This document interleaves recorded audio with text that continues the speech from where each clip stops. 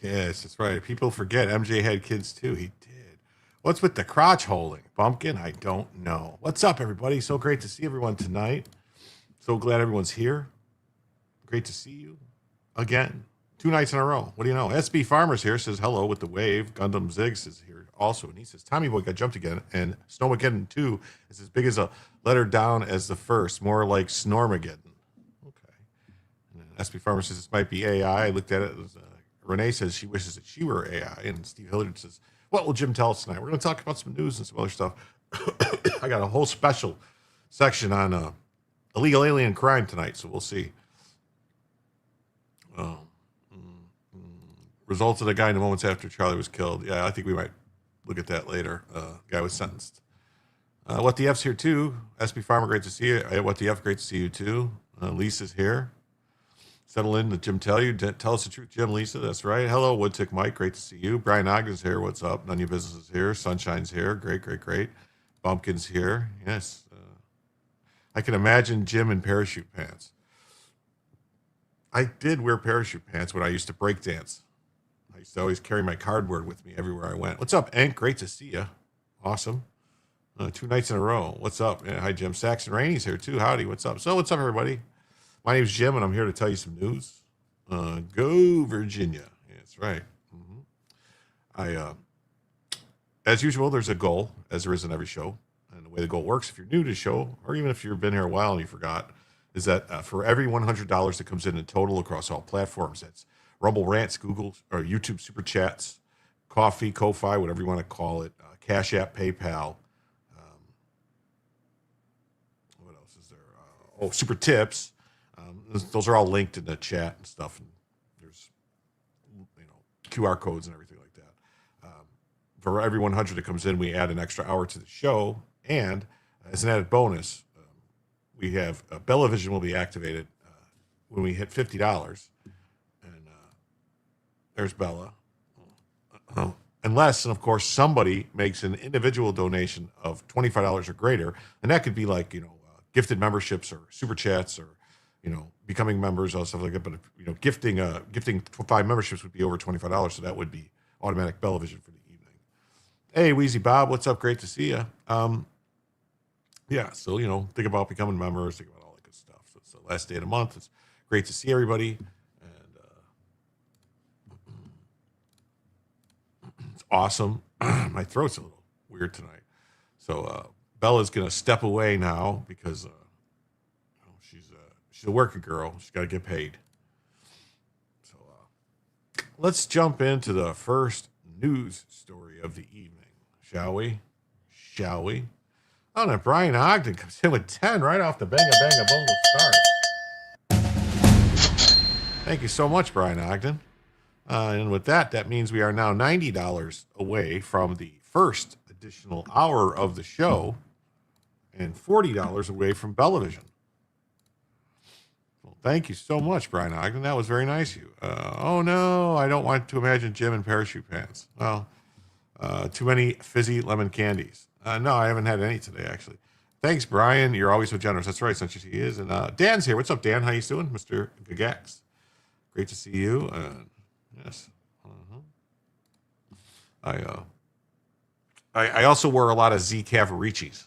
That was later. That was way after the parachute pants days. Anyway, let's get into the news. All right. Jesus.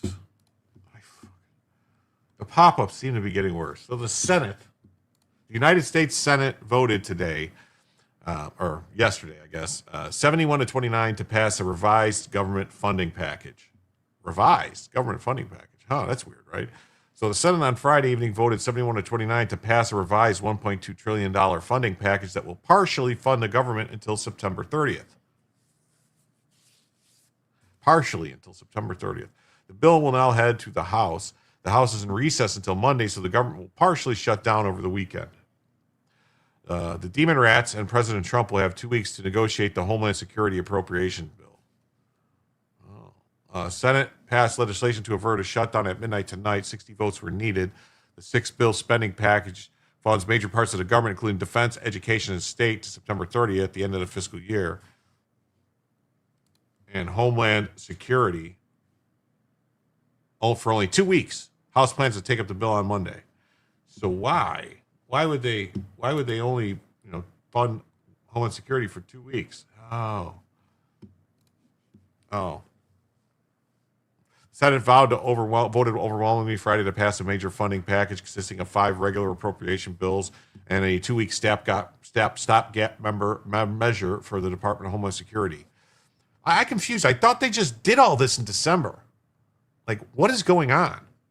Why is this happening repeatedly, month after month? Why does this only seem to happen when Trump is president, that they're fucking around with the money? They didn't do it to Biden at all. The 71-29 vote caps a week of Senate drama after a Border Patrol agent shot. So one agent did something and they're going to screw around with the whole. This is ridiculous. Democrats to oppose the DHS funding bill that was part of the 6-bill funding package. Democrats vowed to block the entire funding package that had been carefully negotiated over months, putting Congress on a course for what lawmakers fear will be another prolonged government shutdown. But senators managed to save the funding package by negotiating a last-minute deal with the White House to split off the Homeland Security appropriations bill from 5 other spending measures, funding the Departments of Defense, Health and Human Services, Transportation, and State, among others. Wow, it'd be a shame. Like, really, they should have let him do it. They should have let him shut it down. And then when something really bad happened, the Democrats would have to eat it and own it that they didn't fund Homeland Security and something horrible happened. Because something horrible would have happened if we have no Homeland Security. I mean, because obviously they're protecting us every day, right? I mean, without them, we're in danger, like daily, right? Yes. Do not take my illegals away. La la la la la la. That's what they're doing. Stall tactics. I agree. Nobody could do anything to an old doll of Biden. Okay. No. Senate passes $1.2 trillion spending bill, but partial government shutdown still takes effect.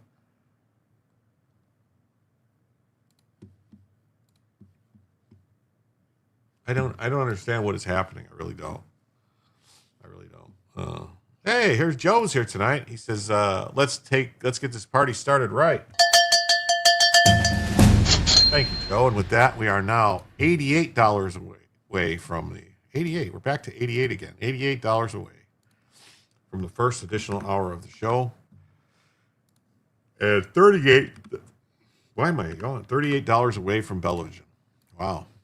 On a roll tonight. Thank you so much. Terrorists like hostages. It sure seems like that we're being ruled by terrorism. Crisis to crisis to crisis. It's a pure distraction for Minnesota crime. Stop calling for a shell game. Minnesota fraud is systemic with Demerun states.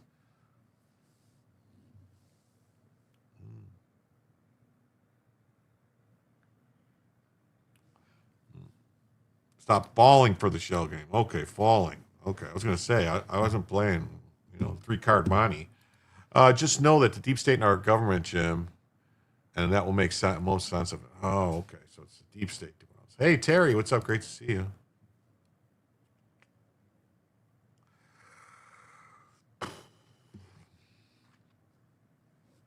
Funding for 78% of the federal government lapsed at midnight on Saturday, despite a deal struck between the Senate and Democrats. Senate Democrats and the White House aimed at averting a shutdown. Didn't they just go through all this stuff? Like, wasn't it like a couple months ago? Like, there was over a month of shutdown? Yeah, I'm not a shell game person. No. The deal separated funding for the Department of Homeland Security, which oversees federal law enforcement agencies.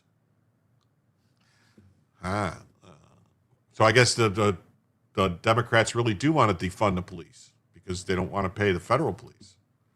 Hey, what's up, Kevin? Great to see you.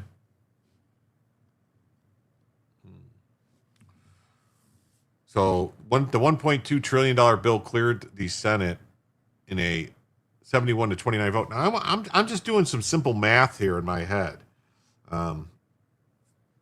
This says that funding for 78% of the federal government lapses Saturday night. So 78% of the money is not included in this funding package of 1.2 trillion. So if you take 78% of it is not the 1.2 trillion. So in my mind, that would mean that 1.2 trillion is like a quarter of the money they spend. So that's like almost 5 trillion they're spending. The Z Caparici pants, you had a few. Yeah. The Dems passed all of them but the ICE one. Well, the Insurrection Act was created for this. I think so. Watch Republicans defund ICE punks. Probably. Yeah. They're probably going to cave. Several agencies, including the Department of Agriculture, Federal Affairs, Justice, and Commerce, are already fully funded through the end of the fiscal year.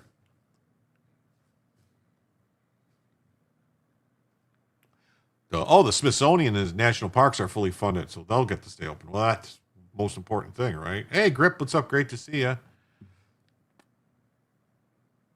It says, so the Pentagon, Departments of Labor, Treasury, Health and Human Services, Education, Housing and Urban Development, and State Department are among the federal agencies impacted by the lapse in funding, which follows the record 43-day long shutdown this fall. Hey, what's up, Delay? Still not voting for Lady Graham? Ladybug Lindsay. White House Office and Budget Man Russ Vought instructed federal workers Friday night to prepare for a shutdown. As it is now clear that Congress will not complete its work before the expiration of appropriations, affected agencies should execute plans for an early shutdown. Employees should report to work for their next regularly scheduled tour of duty to undertake orderly shutdown activities. Ugh. Wow. Held your nose last time, not doing it again. The next thing will be to give all the illegals amnesty, and what else? What can we do about that? And then nothing. No turns are tried. They're going to do it. Yeah. Because they're pussies, Jim. Yes, I know how to spell the actual word. But I wouldn't say it like that if it was the actual word. Hit the like button, people. House Minority Leader. Well, see, isn't that kind of racist? Just because he's a black man, Hakeem Jeffries, to call him the Minority Leader? Like, he's kind of the whole leader of the Democrat Party, not just minorities. It's weird. He said the caucus will evaluate the spending legislation passed by the Senate on its merits. Meanwhile, Speaker Johnson signaled that he was vehemently opposed to breaking up the funding package, but pledged to move it as quickly as possible. Senators struggled to pass the House version of the bill in wake of the shooting of Alex Preddy. Some lawmakers refused to fund DHS without tying restrictions. The deal backed by Senate leaders and Trump provides DHS with 2 weeks of funding while lawmakers negotiate limits on immigration and customs enforcement and border protection tactics. So there it is. So the Congress is going to force the executive branch to not enforce the law, it looks like. And say, no. Don't enforce the law. That's where we're at. The country's lost, people. Good luck. It was nice knowing you.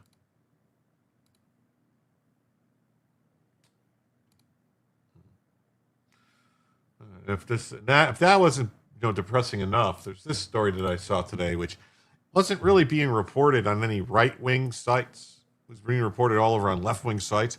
But according to these stories, it's saying that Border Patrol, the leader of the Border Patrol chief, Greg Bovino, this is saying he was fired because he made a comment on a phone call with the prosecutors in Minneapolis and made a comment about one of the U.S. attorney for Minneapolis, who's a Orthodox Jewish man. He made a comment, something about being chosen people and not working on Saturdays because it's Shabbat. And so that's why he was fired and removed. So yeah, that's kind of fucked up if that's true. I mean, it's kind of fucked up if I don't know exactly what he said, but it doesn't really sound like he was being like anti-Semitic. He was just saying, yeah, they're God's chosen people. They don't work on Saturdays. So, hey, Iowa Backyard Cams is here too. Hit like button. Yeah, so normal rotation, not fired. Well, we'll see. So he said, Border Patrol leader made quip about chosen people after Jewish official wouldn't meet on Shabbat. Greg Bovino, the U.S. Border Patrol field leader in Minnesota, used the term chosen people in a mocking way about U.S. Attorney Daniel Rosen after expressing frustration that the latter wouldn't work on Shabbos. The New York Times reported. Bovino is also said to have asked sarcastically whether Mr. Rosen understood that Orthodox Jewish criminals don't take weekends off, says the report, which cites people with knowledge of the call. It's a big fight between Border Patrol and ICE people. Oh, okay. Is he still the head of Border Patrol? I don't know. Vino's also said to have asked sarcastically whether Rosen. Okay. All right. According to the newspaper, Vino made the comments in a phone call on Monday, January 12th, with one of Rosen's deputies and with several prosecutors listening in. He reportedly complained that Rosen had been unreachable for portions of the weekend because of Shabbat, then made the remarks.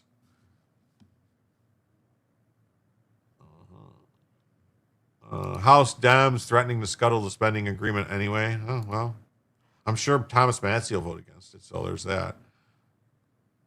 I guess the inflection would count. Let's hear it. I'd like to hear what he said. He'd be like, well, he's chosen people. They don't work on weekends, something like that. Like, is that, how, I don't know. I don't know. I'd have to ask Joe what he thinks about it. Furlough again, Jim. We'll see what happens Monday. Okay, we'll see. NASCAR Mao says, hello, Jim. Glad you're feeling better. Well, Really not, but I am feeling well enough to sit here right now. But I don't know, man. I don't know what is going on. I really don't. I'm very confused.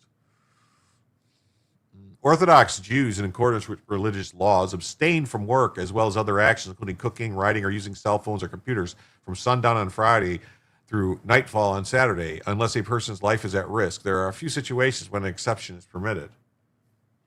Neither Bravino nor U.S. Department of Justice responded to requests for comment. While a Homeland Security spokesperson accuses the press of focusing on gossip, Rosen declines to comment on the article. So is this even true if no one's going to talk about it on the record?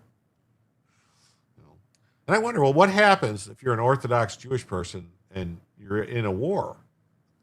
You just tell them you can't fight the war that day? How does that work? I don't know. Is that one of the exceptions? None of this is supposed to make sense.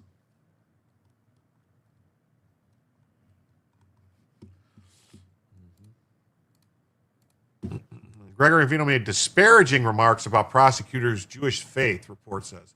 So now this report says he made disparaging remarks. Disparaging remarks.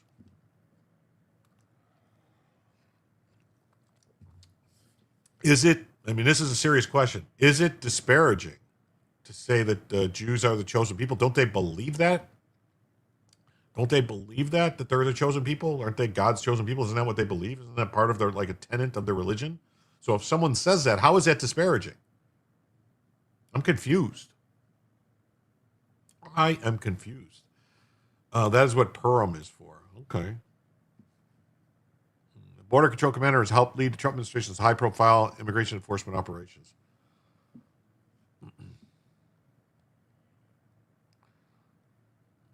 U.S. Border Commander mocked a Jewish prosecutor's faith during a recent phone call. Now it's saying he mocked his faith. Is he so if he said, this kind of sucks that he doesn't work on weekends, and maybe, I don't know. Maybe Bavino just doesn't understand. Maybe he's like one of them, one of them EC Christians, Easter and Christmas only. He said church. I don't know. During January 12th phone call, the Times reports Bavino mocked the faith. No, he mocked the faith. Yes. Effie says they probably took a joke or a misunderstanding out of context. I think he was just saying, like, hey, we can't get a hold of this guy on, from Friday night until Sunday. What's going on? This is ridiculous. He's running the U.S. Attorney's Office, and crimes happen on Friday nights and Saturdays. It's probably what he said. Meanwhile, both sides keep on the agenda. 1 hour ago, L.A. ICE. Oh, let me see. Let me see what that is. We're going to squirrel it right away.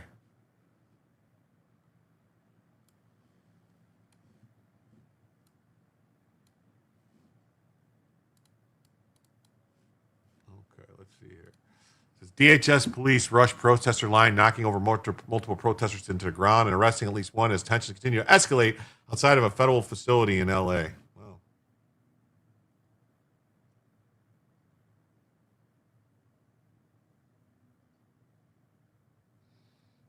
These guys' cameras are so close to the police. Are they cool with this? I can't really tell where you are. I presume that these guys are right in front of them. Are the protesters or photojournalists?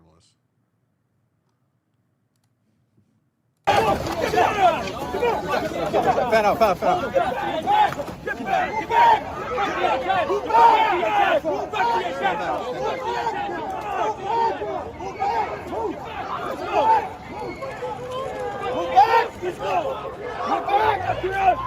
Move back, okay?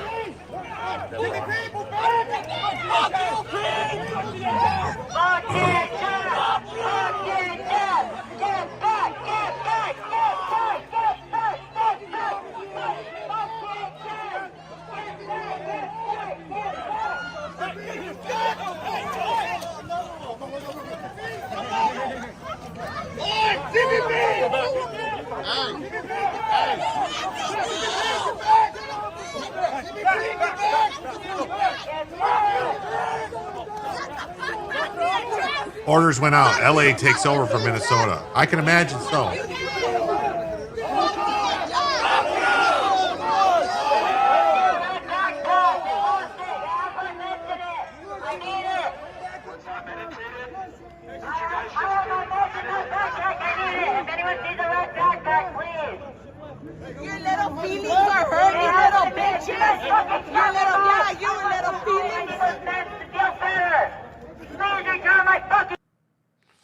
Inc. has them because if both sides ever get pissed at the government, they would be in trouble. Both sides are pissed at the government. I hate to break it to you. Their side, that side, is irrational and retarded. Is the problem? We're pissed at the government for not enforcing the friggin' laws. Did Bavino go to California? Yeah, he's part of California. So woke, right? Maybe, I don't know. ICD funding the police was a great idea. I was, I'm singing the famous Mr. Red. So they keep us blaming each other instead of them. Patriot protesters and Buddy of Portland Andy just had him on a scooter taken out. Veteran looks bad. What?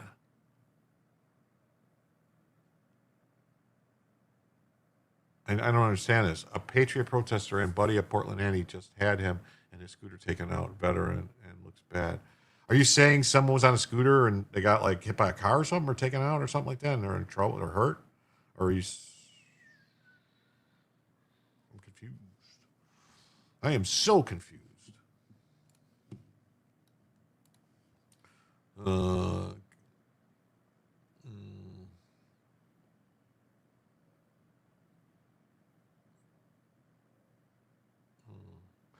Anthony, come find me. I'm wearing a white USA hat.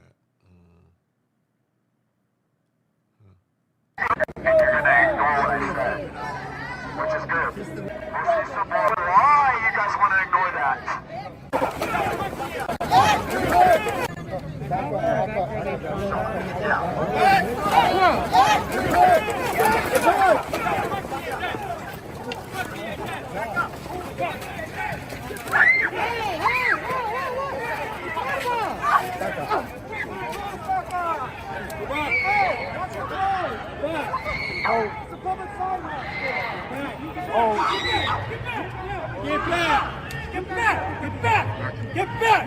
Protesters knocked them over? Uh-oh. Wow. That is messed up. And about 4 minutes ago, is it on Portland Andy's stream? They were just talking about all the fixed elections to stuff Congress. Yeah. I don't honestly, people, I don't see how this I don't see how this country survives. I really don't. I don't. Because I'm gonna tell you right now, as soon as the demon rats win again, they're gonna make major changes, and this ain't gonna look like any country you grew up in or what any type of constitutional republic was supposed to be. It's not gonna be that way. It's gonna be like bananas and rice bear traps. I guess so. I had to keep the count even so the rhino and dinos could manipulate the outcome of votes. Yeah. This ain't going to end well. No, it's not. It's not going to end well. It's not going to. I do not see this ending. That would just be the ongoing agenda I speak of. Yeah. I know, but I mean, but democracy. Yeah. Oh, well. Democracy is two wolves and a sheep voting on what's for dinner.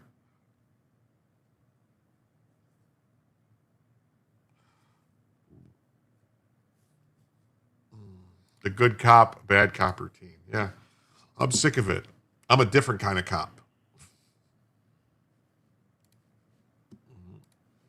I don't know if you guys remember that, ever saw that show. The zombies are back. So let's go. All right, let's go. Let me try to find Portland Andy real quick. And I want to see this.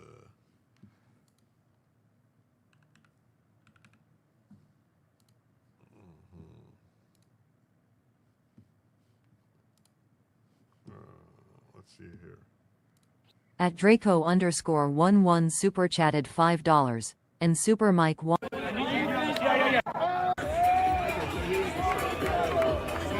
out of here!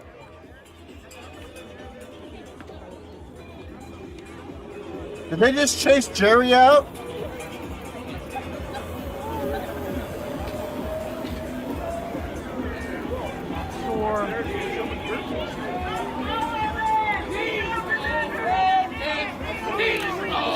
Oh shit, dude! Oh shit!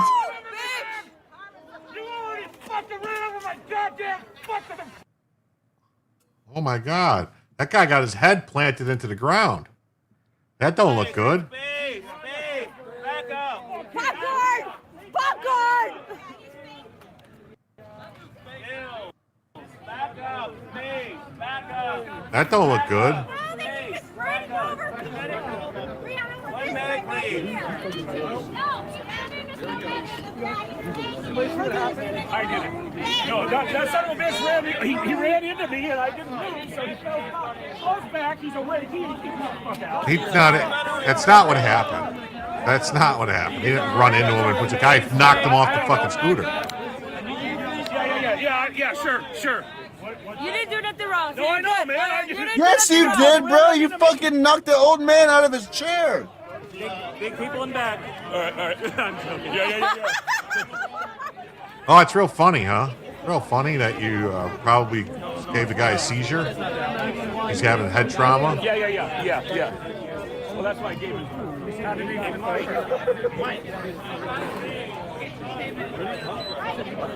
Devotee athletes crossing the line. He was just going around running over people, so it's just slow. He was driving down the street. I got you. I got it. We told him to stay home, bro. Fuck, we told him to stay home, dude. We told him to fucking stay home, dude. We told him to stay home. Make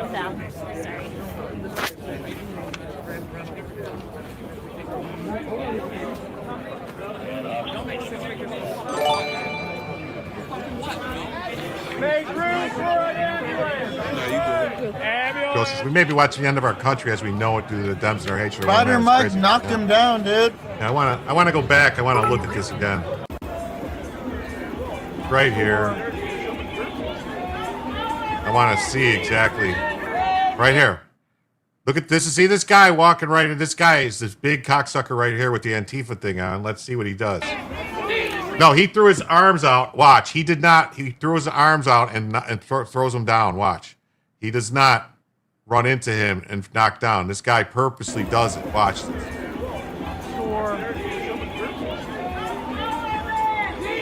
Watch, there he is. He's going right. See, he's preparing right now to throw him off the scooter. You can see the way he's walking. He's speeding up his gait. His hands are getting ready, and he's going to throw the guy down. Oh shit, dude! Oh shit! You already fucking ran over my goddamn fucking... Well, that, my friends, right there is what you call evidence. Evidence that he intended to hurt the guy. You already ran over my foot once. So he was getting back at him for supposedly running over his foot earlier. They just used TDS as an excuse to do what they would do even if it wasn't Trump. Yeah, I know. They would, someone else would be. You guys remember they said basically Mitt Romney was Hitler. They said George Bush was Hitler. They need to drop her once or twice on their way to arrest her. Yeah. I don't know if that's I don't know.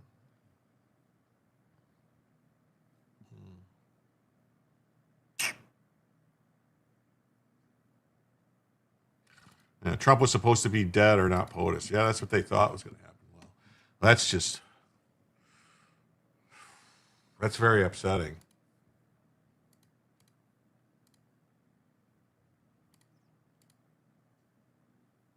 All right, let's get back to the story about Pavino. These fucks are out of control. Yes, they are. Pavino, see, Justice says, during a call, the outlet said multiple sources with knowledge of the call. Pavino reportedly requested a call with Rosen to push his office to seek more criminal charges against the people accused of impeding federal immigration agents. Okay, do your job. Yes, he's asking them to do their job. But Rosen delegated the call to a deputy. During the call, Pavino used the phrase chosen people in a mocking way and complained he couldn't get in contact with Rosen during part of the weekend because he was observing Shabbat, the outlet reports. Well, I mean, I did send this story to Joe, so hopefully Joe will talk about this story. If not, I will ask Joe about the story because I need to know, like, if I joke about not getting a hold of Joe on Friday nights, does that mean I I don't like Jewish people? I don't think so. That just means you can't get a hold of Joe on Friday nights.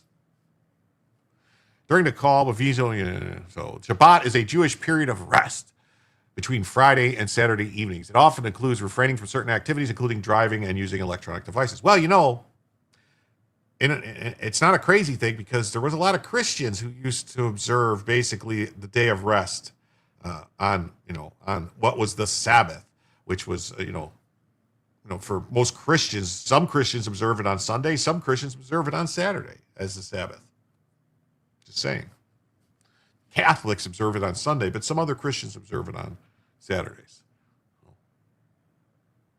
Bavino also sarcastically asked if Rosa knew Orthodox Jewish criminals don't take weekends off. I don't know if that's true. Like, I don't know. Are there Orthodox Jewish criminals that don't take weekends off? I don't know. Is there? Because honestly, just remember, Trump has the tool and power to use the tool, the Insurrection Act. We are past the point it should have been used. Yeah. Dumb shits protesting for something that they will eventually be sorry for. Stores used to be closed on Sundays, restaurants too. Yeah. If he doesn't use it before the midterms, the commies will be reelected. 7-day Adventists. Are there ones Saturdays? I know there's some that are Saturdays. I don't, you know what, honestly, I don't care what anybody's religion is. I don't care what they want to. It's not, I don't, I'm,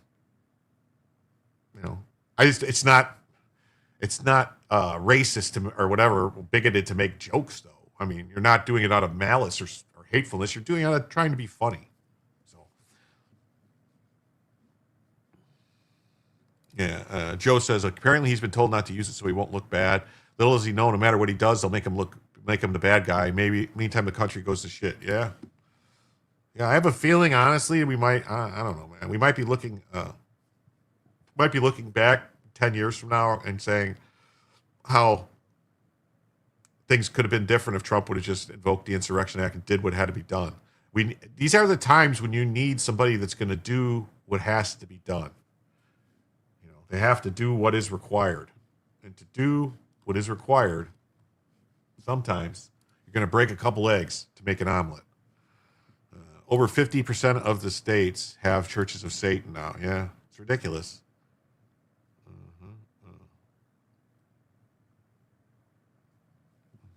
Instead of focusing on gossip, why don't you focus on something actually important like the victims of illegal alien crime or criminals taken out of Minneapolis community, said Trish McLaughlin.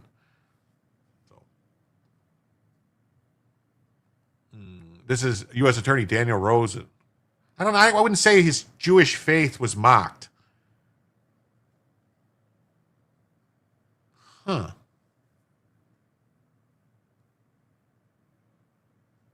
Honestly, if I saw this guy on the street, I would think he was Italian.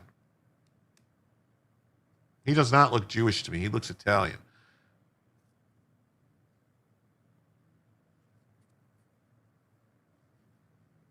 I heard break a couple legs. Yeah, dumb story. I agree it's a dumb story.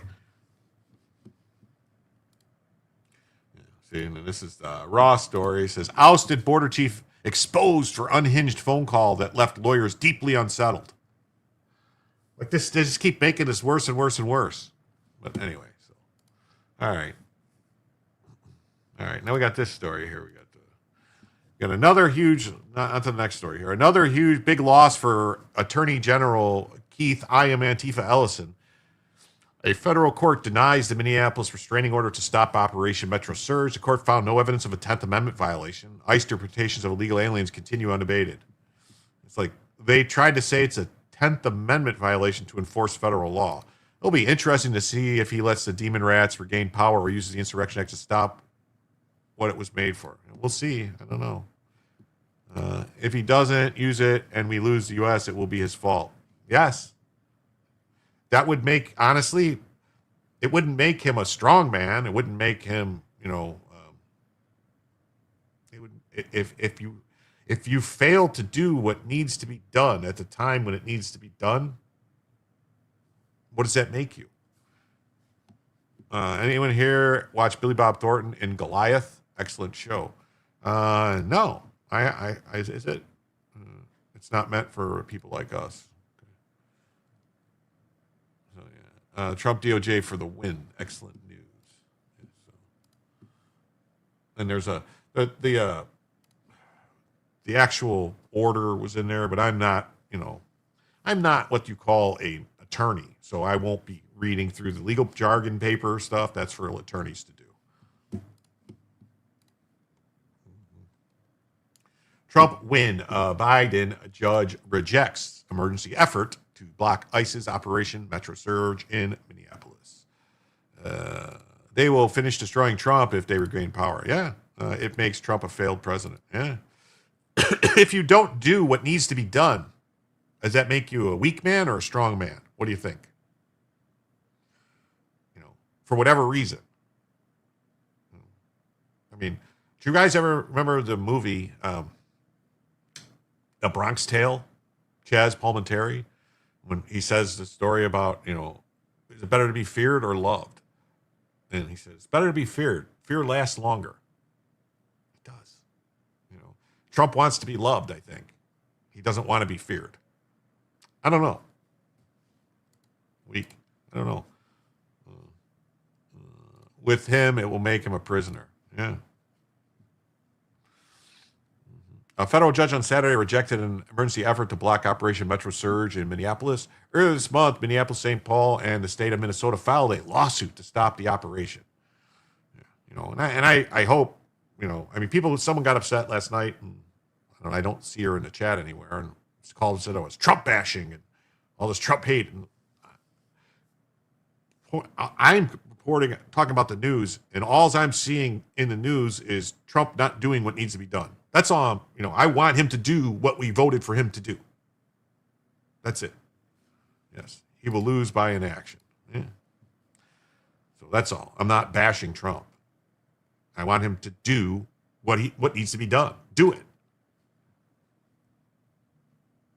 Trump has been all in many times. Yeah, but he's all in until someone whispers in his ear, and then he changes. He does something different.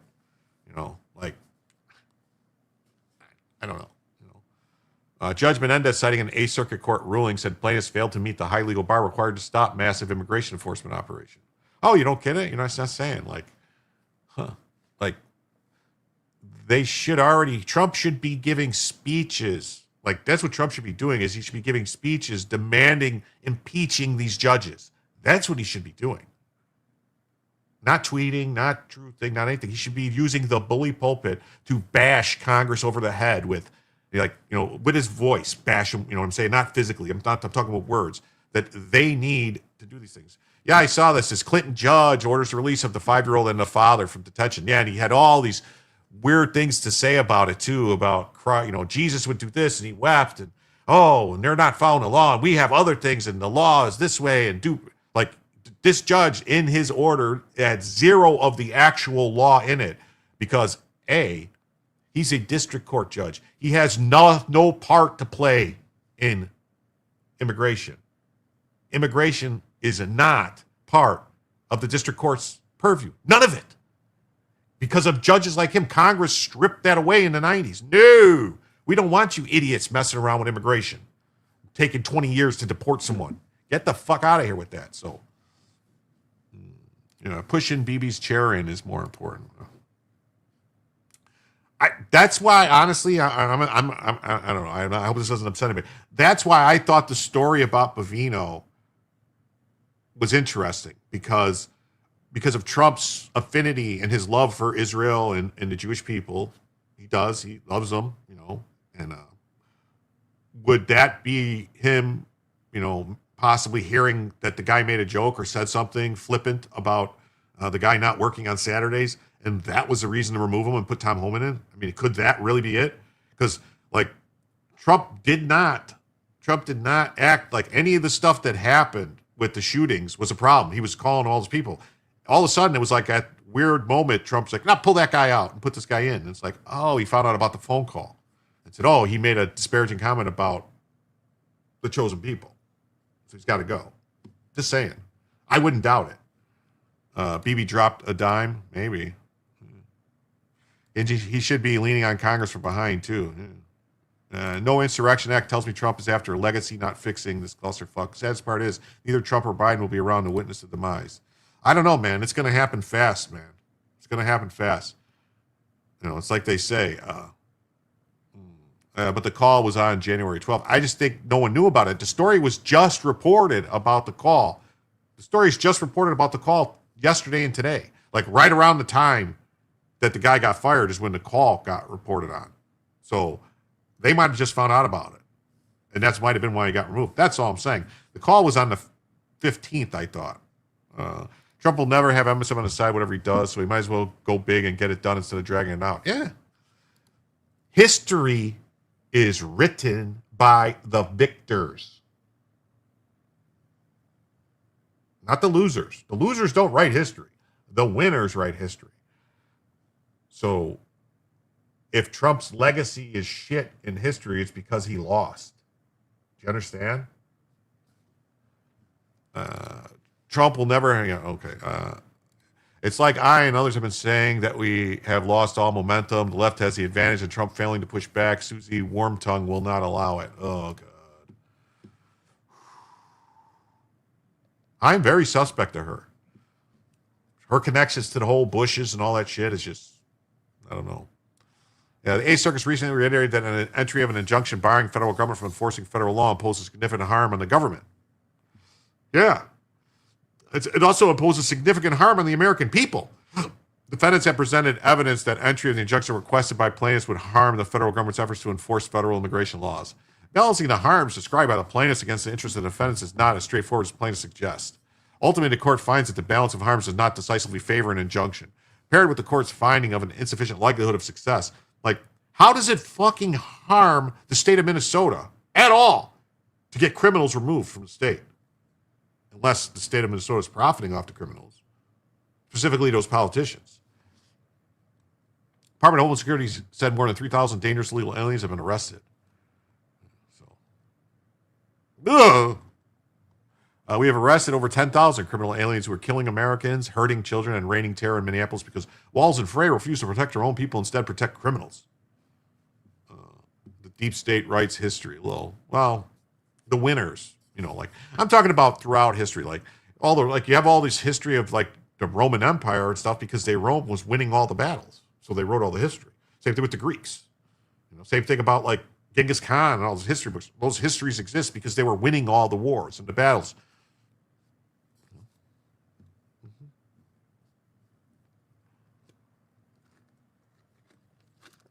Well, think of it this way. Who wrote the history of what happened with World War II? It wasn't the Germans.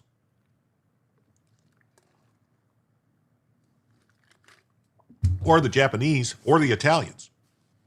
Just saying. In the last 6 weeks, our brave DHS law enforcement have arrested 3,000 criminals. Oh, so just in 6 weeks, 3,000. So that's good news, right? That's good news, right? That's good news, right? The deep state has been in control since about the 50s. The Mandela effect writes history, Douglas Dauntless. Dizzy D just dropped to 20. What? Say it ain't so. Oh, my God. Thank you so much, Dizzy D, for that 20 spot. Wow, man. So with that, now that means we are $68 away from the first additional hour of the show, and just $18 away from Bellavision.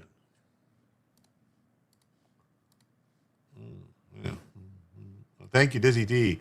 If Trump thinks that him leaving the White House in 29 will be enough for Dems, he's sadly mistaken. They'll make him die in prison. Oh yeah, they're already plotting it. They're plotting on executing him. It's already been said. Our moms and dads were partying hard, enjoying the good life. Yeah. Like, I honestly think this, and I hate to say this, but I think the country really started to fall apart around 2007, 2008, 9/11 happened, and it seemed like the country got brought together with 9/11, like it really, really did. And then it wasn't long, and it's weird too, if you know anything, all the protests and stuff about the war. Like, I'm not saying, I think the Iraq war was a mistake. I don't think we should have invaded Afghanistan. I think we should have just glassed it, if you know what I'm saying. Glassed it. definitely where the terrorist camps were, but whatever. But anyway, all the protests that came about and all the different things that happened, that morphed from Code Pink and all these people protesting Bush that went into protesting at people's, at the soldiers' funerals and stuff like that. That was all funded by the same group of people that are funding these. Neville Singham, his wife runs Code Pink.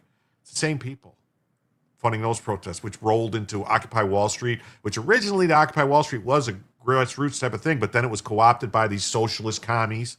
And it's we are in a war with the Communist Party in this country. In several places, it has labeled itself Democrats. You mean the old man? No. It started before Obama. It started before Obama. It did. And it wasn't like, it was actions by Cheney and Bush to kind of opened it up that way. The stuff that happened, basically the housing crisis in 2008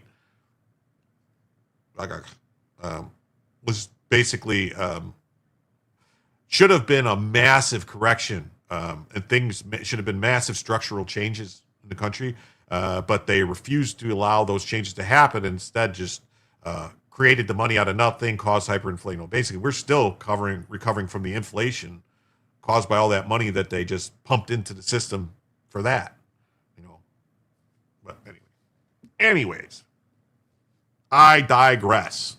Hey, Sober Tech, what's up, man? Great to see you. Man, look at that beard. Wow. He's got the greatest beard in the world. I wish I could grow a beard like that. I tell you. So, the federal judge rejects Minnesota's request to halt ICE operations. So, a federal judge denied Minnesota's request to immediately halt immigration enforcement. Catherine Menendez signed the order saying the plaintiffs have not met their burden. City released a statement on social media following the decision. Let's see. Of course, we're disappointed. The decision doesn't change what people have lived through: fear, disruption, harm, cause.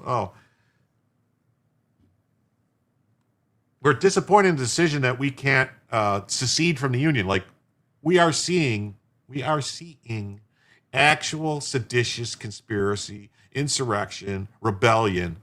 It's open. It's ongoing. Something needs to happen. Epoch Times, same thing. Federal judge declines to block the feds. And this is what it is. All right, this is what it is right here. This is what it is. The phone call better not be the reason he relieved Bovino. That will lose him a lot of support. He's worried about showing he won in 2020 and losing that in front of him because of If I'm going to tell you, like, if I use Live bearded products and you can have this beard, they're located in Tempe, Arizona. All right, well. All commies in Congress will go down. I hope so. If World War III breaks out before Trump's terms end, it will be the end of the Dems. Apple bends the knee to Trump. And Trump loves it. What? Yeah, I'm telling you, Joe, if I find out, if I find out that the phone call was the reason he relieved Bovino, that makes it worse. I was pissed because I'm taking it as a surrender, a retreat. Weak men surrender. Weak men bend the knee, and I'm taking that as a bending of the knee to say, like, you got Tom Holman going in and say, "Oh, mistakes were made. We're going to pull back. We don't need these many people. We're going to do this." That. Like,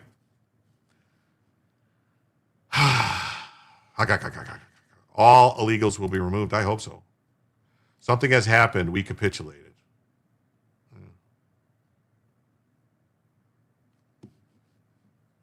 That's the way I look at it.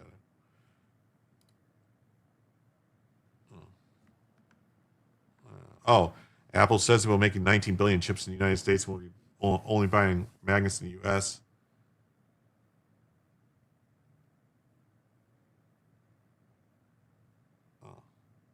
Oh, okay.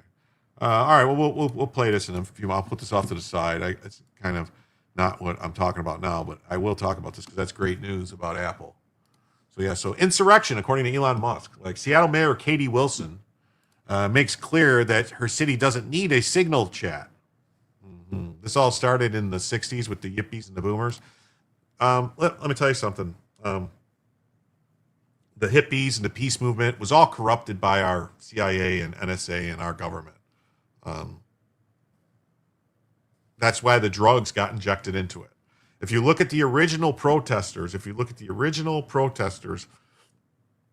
anti-war protesters in like 62, 63, 64, they were clean-cut people. They weren't on drugs. And then all of a sudden, the drugs came into it. That was our government. So yes, Seattle Mayor Katie Wilson makes it clear that her city doesn't need signal chats. Instead, she's going to mobilize the actual police force to do what signal networks in Minneapolis did. Yes, that's right. She'll even have the Seattle Police Department relay intel gathered on federal agents to community partners and ban usage of city property. Katie's a former professional protester. She's manipulating her office as mayor to one of the most powerful cities in the country to aid and abet domestic terrorists today and resist the federal government. This is insurrection. Yeah. I announced this set of actions. They're gonna. Yeah. It's not just her though. Like this order, and if she directed the police to do these things, she should be immediately arrested. Immediately arrested. Immediately arrested. Oh, Ted Kaczynski, Uncle Ted. Oh, he wasn't wrong. I doubt that call had anything to do with it. But Vino was getting burnt out. It's normal to change them out. It's only a thing because the atmosphere makes. Well, I hope so. I'm just saying it is. It destroyed Haight and Ashbury with the heroin. Yeah, they did. Afghanistan should have been turned to glass, but there's no money in that. I don't care about the money. That's what I'm saying. They jumped out of the frying pan into the fire with Holman. I don't know, man. Holman seems like he's making, saying they did things wrong and all this stuff. So I don't know. Hey, what's up? I buy now says the hardest part of coming is opting out of the digital currency social credit system. You'll be debanked for a couple of years till they back off. Well, Dems win in November. Nick Shirley better find a non-extradition country to move to. Bavino was not demoted. He was just reassigned. I read somewhere that he was leaving the organization or retiring. Now, is that wrong? They all idealize Marxism, yeah. Well, I hope I'm wrong. Direct them to investigate, verify, and document the activity, and mandate that their verified information is shared with community partners. Oh. Secure scenes of potential unlawful acts and gather evidence. This is an actual insurrection, and she should go to federal prison immediately. Hey, Jules is here. What's up? Says, miss you. So glad you're doing okay. Thanks, Jules. It's great to see you. Insurrection Act 100% applies here, and she should be removed from office and go to jail. This guy watching good post, but one of the most powerful cities in the country. Come on, man. We're Seattle. We haven't been relevant since the grunge scene, but this is an insurrection. Isn't this the kind of shit they lock you up for? Yeah. Imagine being so ignorant you protest against safer streets and cities. It's crazy. So the police union had come out and says it hits back at Seattle's mayor. All right. And this move against feds on immigration enforcement. Yeah. This lady has Antifa as her security. Seattle Police Officers Guild is not impressed with Mayor Katie Wilson's recent announced series of initial steps to prepare the city for a potential surge. Those steps include directing the Seattle Police Department to verify the identification of federal agents and document reports of immigration enforcement activity, prohibiting federal immigration officials from using city-owned or controlled property for enforcement activities, and allocating $4 million to local immigrant support organizations. Toothless virtue signaling rhetoric like this has already cost two people their lives. The concept of pitting two armed law enforcement agencies against each other is ludicrous and will not happen. I will not allow SPOG members to be used as political pawns. Earlier this month, 2 U.S. citizens were fatally shot by federal agents during intensified immigration enforcement. Both shootings occurred amid rising tensions over the issue. Yes, where Democrats told them to go out and do it. Holman has not been critical of Avino. He said Waltz and Frey were wrong. At least that's what I've garnered from his speech. I swear he said mistakes have been made with the operation, and that's why I was there to make changes. I believe he went back to El Centro.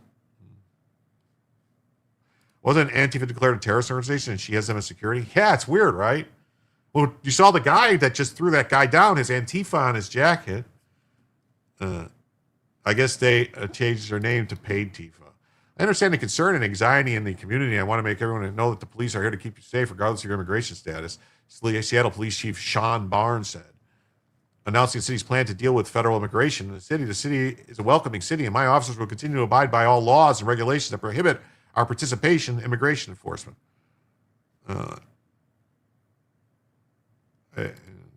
Joe says, if the phone call was the reason, it means he is not serious about it.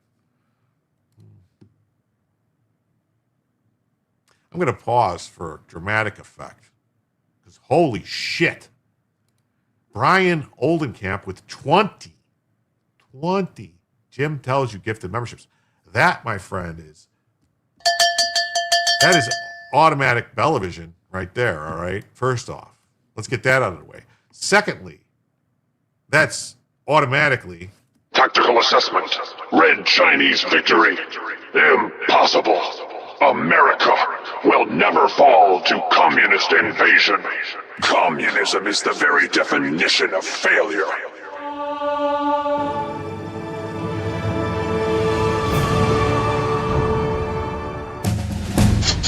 wow.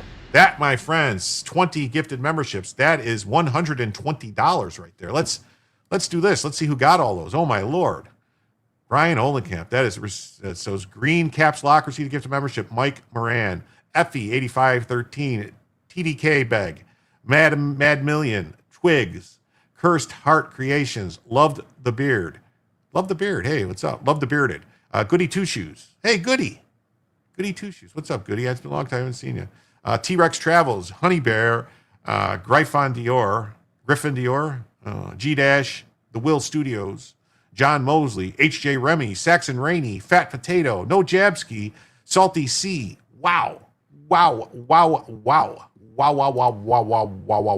So with that, folks, that means we are now 60, so it's 8. So we are now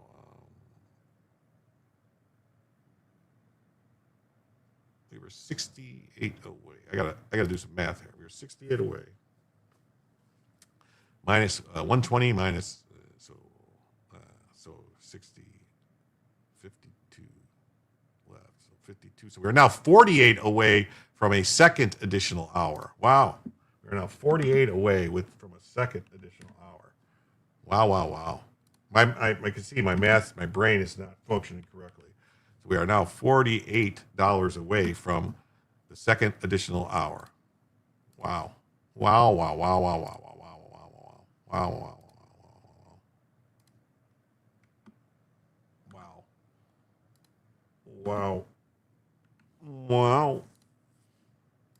that's a lot. Yes, thanks, Brian. Good gracious, that's a lot. Wow. I think when he said that when he was referring to the shooting of Preddy. Yes, that's a lot. Wow, Brian, thank you so much. Everyone who just reached the membership, please give Brian a big thank you. Yes. I only get gifts to channels I don't watch. Yes. Thank you, Brian, for Bella. Yes, thank you for everything, Brian. Wow, thank you. Wow, so with that now, wouldn't it be 98? No, Brian Oldenkamp. Yeah, Brian Oldenkamp. No, 98 for what? No, we were $68 away from the first additional hour and 18 away from Bellavision. And then, but when that 120 came in, so that would mean that it was, 68, 120 minus 68 is 52, right? So that meant 52 off of the next hour should be, I think so. Yes, the real Brian. Math is hard. I met Brian Oldcamp. All right, number 69 on the thumbs again. That's awesome. 69, Rodney. That's great. So I believe I'm correct. If my math is wrong, someone tell me. Holman took a shot at Noam saying he was not there for photo ops, which is what the left says about her. He repeated it. I don't know. Oh. Anyway, I don't know. So, okay, let's go. Wow. Let's see. Wow. Awesome. That is great. That is so much. And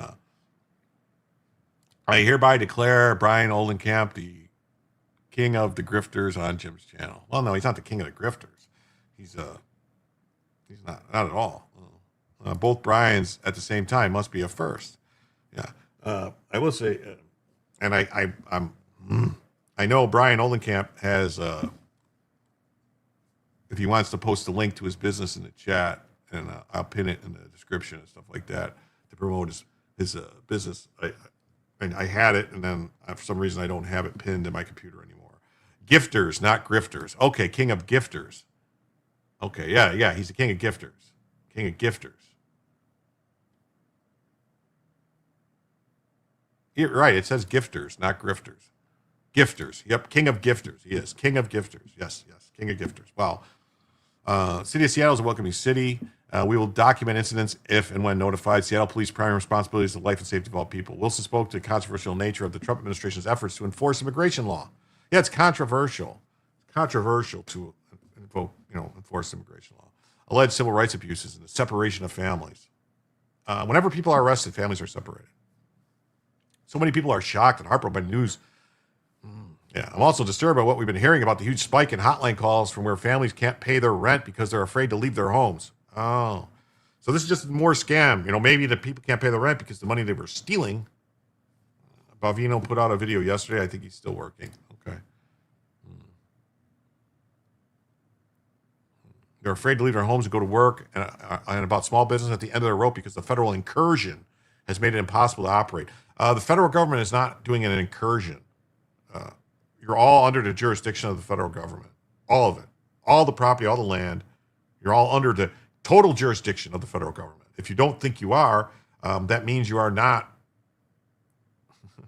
You are not. Their homes are in other countries. Probably. Oh,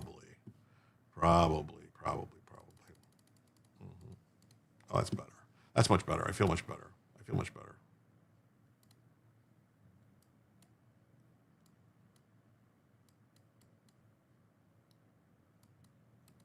There we go. The federal government is causing profound long-term harm. Oh my God, these people. The mayor's office did not respond to emails asking if the mayor's plans to limit cities' cooperation with federal agents could inflame an already tense situation. Multiple phone calls went unanswered.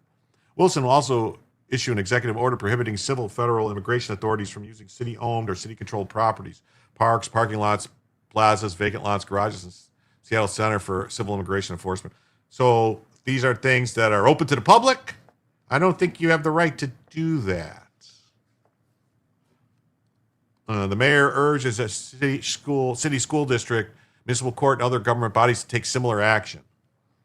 Wilson also directed the police department to investigate, verify, and document reports of immigration enforcement activity. The city will quickly invest $4 million in city funds to organize, engage in immigrant legal defense. How is this a proper spending? I mean, why can't the taxpayer sue and say, no, I don't want my tax dollars spent on more illegal alien shit? The money was appropriated by City Council last year, and we're working quickly to invest the funds. Oh. City officials said it's currently no indication of a surge in it. Yes, the people hiring the invaders need to go to jail and get fined. Yes, I agree. Hey, Duck, what's up, Duck Fat? How you doing? Center Square reached out to the White House asking if Trump has any plans to surge agents to Seattle. DH does not respond.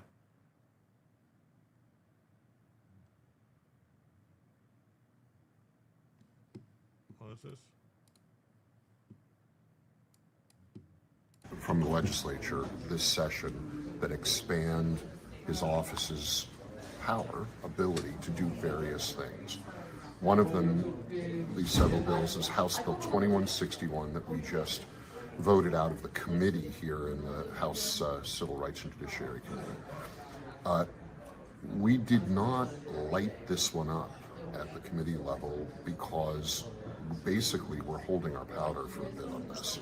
This is a terrible bill that expands would expand the state attorney general's ability to issue what are essentially a kind of warrant involving civil cases. So these are not criminal cases yet.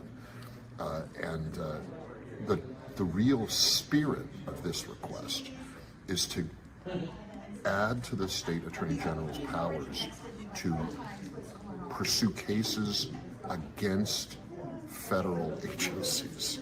So what this bill is, although it doesn't say it in the language of the bill, is an attempt to expand the state AG's ability to go after ICE, to go after federal agencies that are enforcing the law here in Washington State. Sometimes you want to show all your cards. Yes, end the Fed. Level. Definitely, end the Fed. Sometimes you don't. And this is a bill we thought that would be better debated aggressively on the floor of the House. And that's partly because this proposal, this bill, is not alone. There are several similar bills that in different ways expand the state attorney general's ability to investigate and take action against federal or other government agencies. The state attorney general's office kind of likes to have it both ways. They'll say they're not an investigative or enforcement agency, and then at other times they'll say they are an investigative and enforcement agency. So I'm not keen on a bureaucracy that likes to have it both ways on an issue. Clearly, the state attorney general's office wants to be an investigative agency when it comes to investigating federal law enforcement, and I don't think they should cherry pick. I think they either are an investigative agency or they aren't, and in this case, I think they should not be. Wow, that's interesting. So,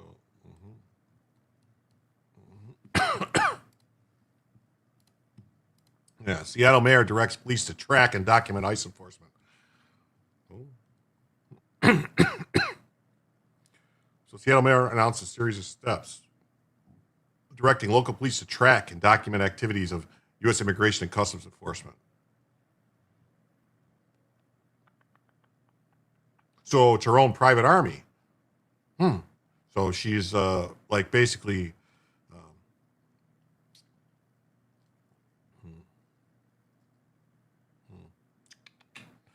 yeah, we saw all this. Here's legal insurrection's take. So Seattle mayor's set of actions against ICE include police surveillance and tipping off immigrant communities.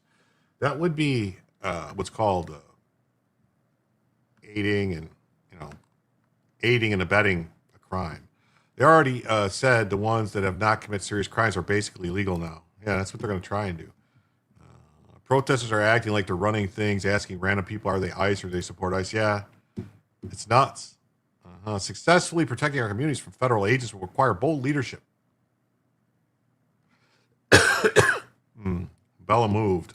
Okay, I'll fix it.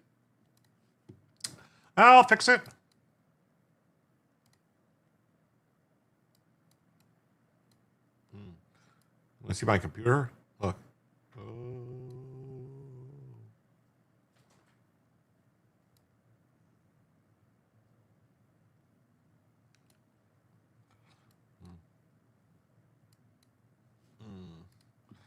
Sedition, yes, it's definitely sedition. By saying they were only going to remove those with criminal records, they don't consider entering the U.S. illegal. Yeah, I know. I do. Wow, look at those people behind. Look at that guy behind her. Wow, look at that. Protesters aren't just acting like they're running things. While our government sits idly by, they are too pussy to do anything about it. Yeah, that's what I say. Democrats continue to demonstrate who they really are with the level of resistance we've seen from them on the issue of removing criminal legal aliens from the country. We've seen time and time again from Minnesota Governor Tim Walz, Mayor Frey, whose insistence on keeping illegals protected from arrest and deportation emboldened agitators to become more and more aggressive towards ICE. In other states, Democrats in position of power are taking things to another level. As Legal Insurrection reported, we saw just this week with New Jersey Governor Sherrill, on Wednesday announced the impending launch of a portal for tracking ICE where Garden State residents can upload videos of people whom they believe to be immigration enforcement agents, presumably for state to review. Wow. Not to be outdone, Seattle's new mayor, communist Katie Wilson, announced a new set of actions that, surprise, surprise, surprise, keep criminal legal aliens safe from arrest. Successfully protecting our communities. Whoever you are, wherever you come from, if Seattle is your home, then this is your city. So you just show up to Seattle, you go, oh, it's your city. So anybody walks in your door, you just go, oh, it's your house now. Then he gave farm workers amnesty. Yeah. Damn, I thought I had a big forehead. That's what Trump ran on, removing all illegals. Yeah. Seattle's response starts with the necessary, basic, important work of city government. The city will promptly provide all employees updated training on the appropriate way to report and respond to enforcement activity in the current environment. What? All departments are directed to conduct a private review aimed at limiting potential data exposure, including by reviewing data sharing agreements with vendor contracts. In addition, the mayor will take several concrete steps to clarify the role of local law enforcement, provide direct support to immigrant rights organizations, aid community organizing efforts, and forbid ICE from making use of city-owned property. So we saw all that.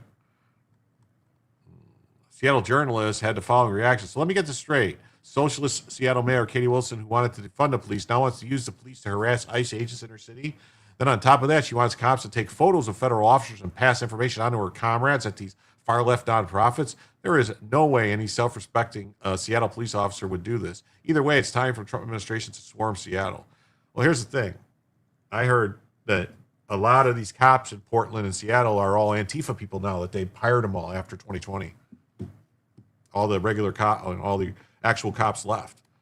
Thank you so much for the membership. So kind of you, Saxon Rainey, says Brian Olcamp. It's the world's first. Doesn't imply that regular illegals are not at risk for deportation, especially if they have to get them from their environment other illegals live with or nearby them. Yeah. Others observe Wilson's plan was likely to run into some, shall we say, friction. The Supremacy Clause would like to have a word with Seattle Mayor. The laws enacted by Congress will be enforced. Police department had that to say. One would think that given that a jury just found Seattle liable to the tune of $30 million. That's right. Seattle is on the hook for $30 million over that young African-American man who was murdered in the Chaz Chap area by, the police security force people that Seattle was perfectly fine with letting them take over blocks for, a month? It's the worst first. Doesn't apply to regular illegals are not at risk of deportation. That's right. I keep on hearing about important work like this, and when Wall says he needs to do the work, is that commie talk? I think it is. Because if you're doing the work, it's like the revolution. The revolution never ends. You got to keep fighting for the revolution. If the revolution ends, it dies. Yes, all illegals are illegal. That's right. Just a suggestion, why don't we counter the anti-ICE spin with facts about the detriments of illegal aliens to the economy? We try that stuff. We try to tell the truth, but people don't want to listen. People try to, Pat Haggard, they try to tell you how that illegal aliens commit crimes at less rate than American citizens do. And you go, well, if that's the case, then why is 40% of the population of the criminal justice, or is it 28 or something like that, 28% of the federal prison system is criminals that are not legal citizens? It's like, wait, what? What? That doesn't make sense. Saying deporting the worst first is just a way to give amnesty to 25 to 30 million illegal invaders. I agree. Yeah, city of Seattle has been found liable for the death of Antonio Mays Jr. in the chop zone. Yeah. And again, Democrats will never learn, so Wilson's edict should surprise absolutely nobody. During the election, nobody asked Walz what he was doing in China 32 trips. Without admitting giving amnesty. I know, that's what I'm saying.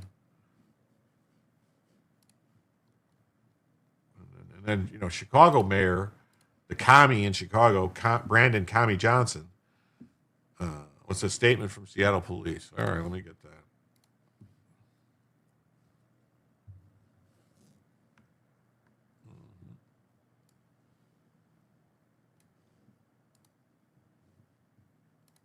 The Seattle Police Officers Guild is refusing to cooperate with a recent directive from Mayor Katie Wilson, ordering officers to investigate and document ICE activity in the city. The mayor has no police officer powers to order officers to do anything. This is an example of an unlawful order, Senator Mark Kelly. Yeah, so a mayor from the left can flaunt federal law, but if anyone from the right even suggests that, it's D for different. Yeah, well, here's the difference, because the demon rats have zero problem using their power, and they'll use it to crush you, to crush their enemies.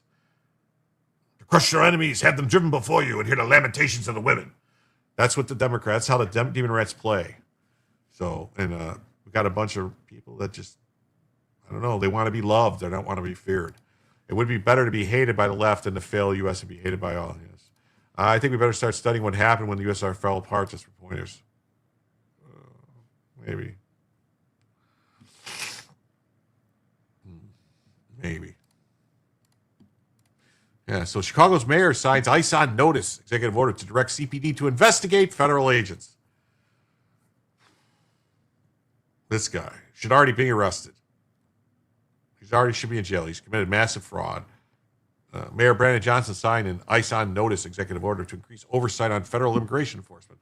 The mayor's press office released a statement on Saturday explaining that the executive order would direct members of the Chicago Police Department to investigate and document any alleged illegal activity.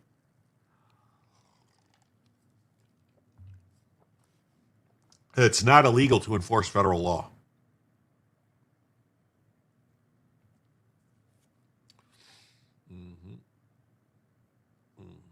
And said that ICE officers in the city and refer evidence to the Cook County State's Attorney's Office for prosecution.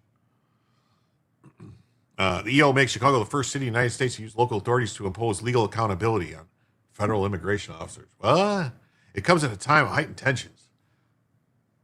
There is no such thing as absolute immunity in America, said Johnson. The lawlessness of Trump's militarized immigration agents puts the lives and well-being of every Chicagoan in immediate danger.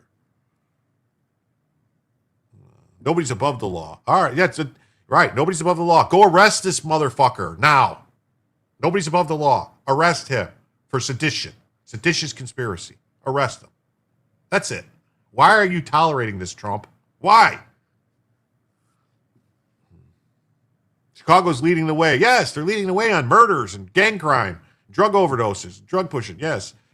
City completely controlled by the cartels now. Completely.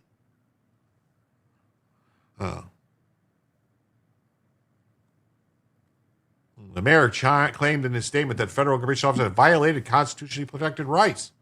Wow. The new procedures that CBP personnel are instructed to follow if they observe apparent violations of the law include document the federal enforcement activities in accordance with CBP policy, ensure that any body camera footage captured during the incident, including footage of any use of force, is preserved, seek to identify the federal supervisory officer on the scene, attempt to verify the officer's name and badge number, and record the credential verification using body camera. Complete a report on any violation, immediately summon emergency medical services, and render aid to an injured person on the scene. The order comes amid reports that federal government is planning another immigration surge in Chicago. Good. Yeah. Jules says, I am getting so fed up with this bullshit, Jim. Me too. I just want to rage anytime we're talking about this stuff. I know. I lose my temper because this is just so upsetting. Like, all these people being allowed to do this shit and flaunt the government and flaunt the federal law and flaunt everything. Which mayor is next? It spreads like a disease. I got a whole heap of heaven of these motherfuckers today. All right? Because it's spreading like wildfire. Several other Democrats have pushed for tighter restrictions. Representative Fartwell, Dan Goldman, who introduced the ICE Out Act, which would remove qualified immunity protections for ICE agents. Oh, okay. The Senate's also debating immigration enforcement reform. Having approved a 2-week stopgap. So this is what's going to happen right now. Realize it's over, it gets easier. The Senate, the Senate's going to cuck out, and this is it. We're going to end up, with 30 to 40 to 50, 70 million illegal aliens becoming citizens. That's what's going to happen here. They're going to fuck us all over because they're going to think like the Republicans, the rhinos are going to go, oh, yeah, well, some of those people might vote for us, so we should really do this. Yeah. Are the states going to rule? I don't think so. Affordability is a Democrat mantra. Outline how much more affordable things would be without the financial burden of immigration. Best in advance would be great spokesman on the issue. Well, that would be awesome, but I don't know why they're not doing it. Stay informed, stay tuned. At Fat Slob Pricksters, direction. Illinois Accountability Commission highlights aggressive ICE tactics used in Chicago. So, yeah, they set up a commission with stacked by people from fat slob pricksters people, and they come out and they say, yes, ICE is mean. They're mean to people. They're being very mean when they enforce the law.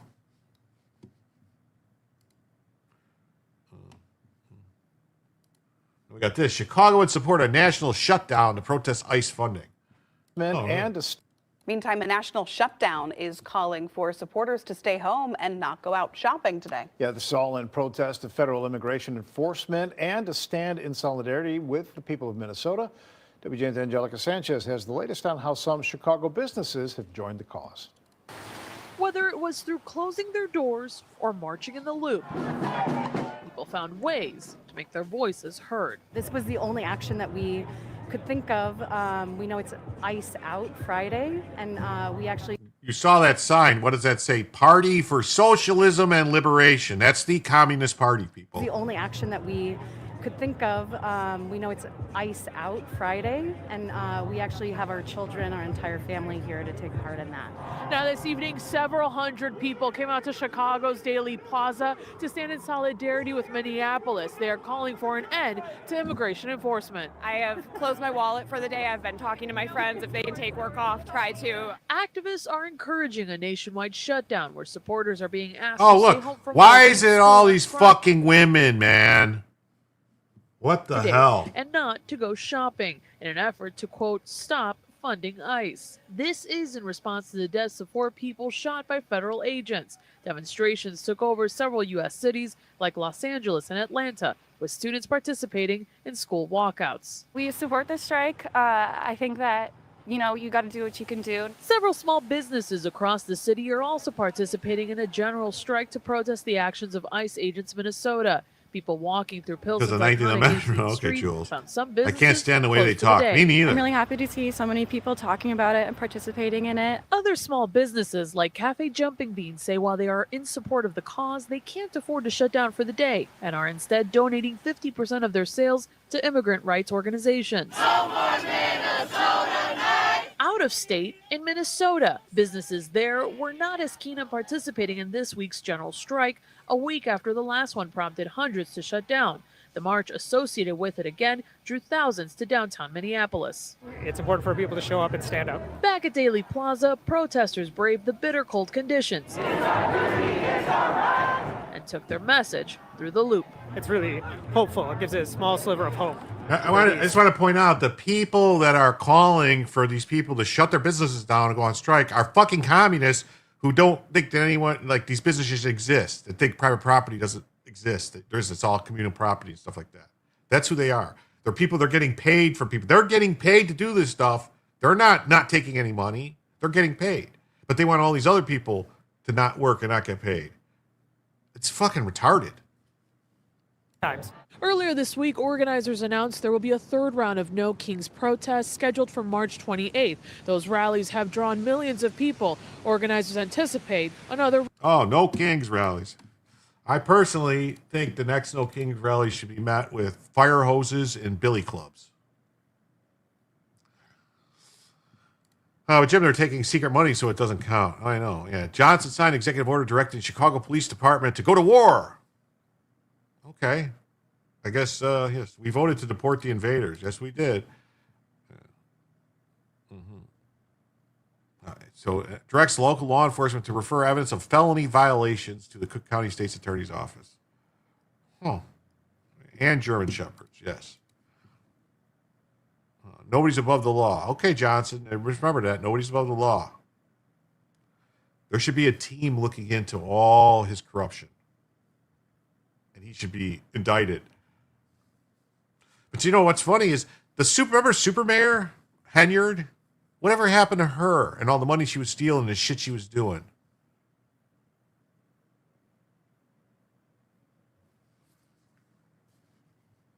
According to the mayor's office, it creates a framework for public accountability. Okay. We'll see. So that's Johnson, you know. Then, oh, wait. So then Massachusetts, a mass of two shits. What happened? A mass of two shits announced governor, Maura Healey, announced new guidelines for hindering ICE and protecting illegals. You want to ban ICE from arresting illegals in courthouses, schools, hospitals, and churches.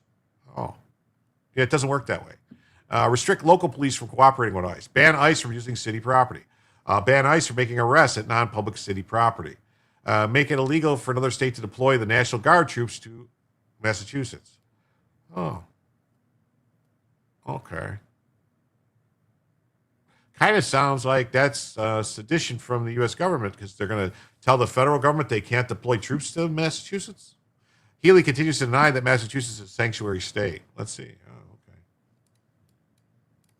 Today, I'm filing legislation to keep ICE out of our schools, daycares, other child care centers, churches, hospitals, health clinics, and our courthouses.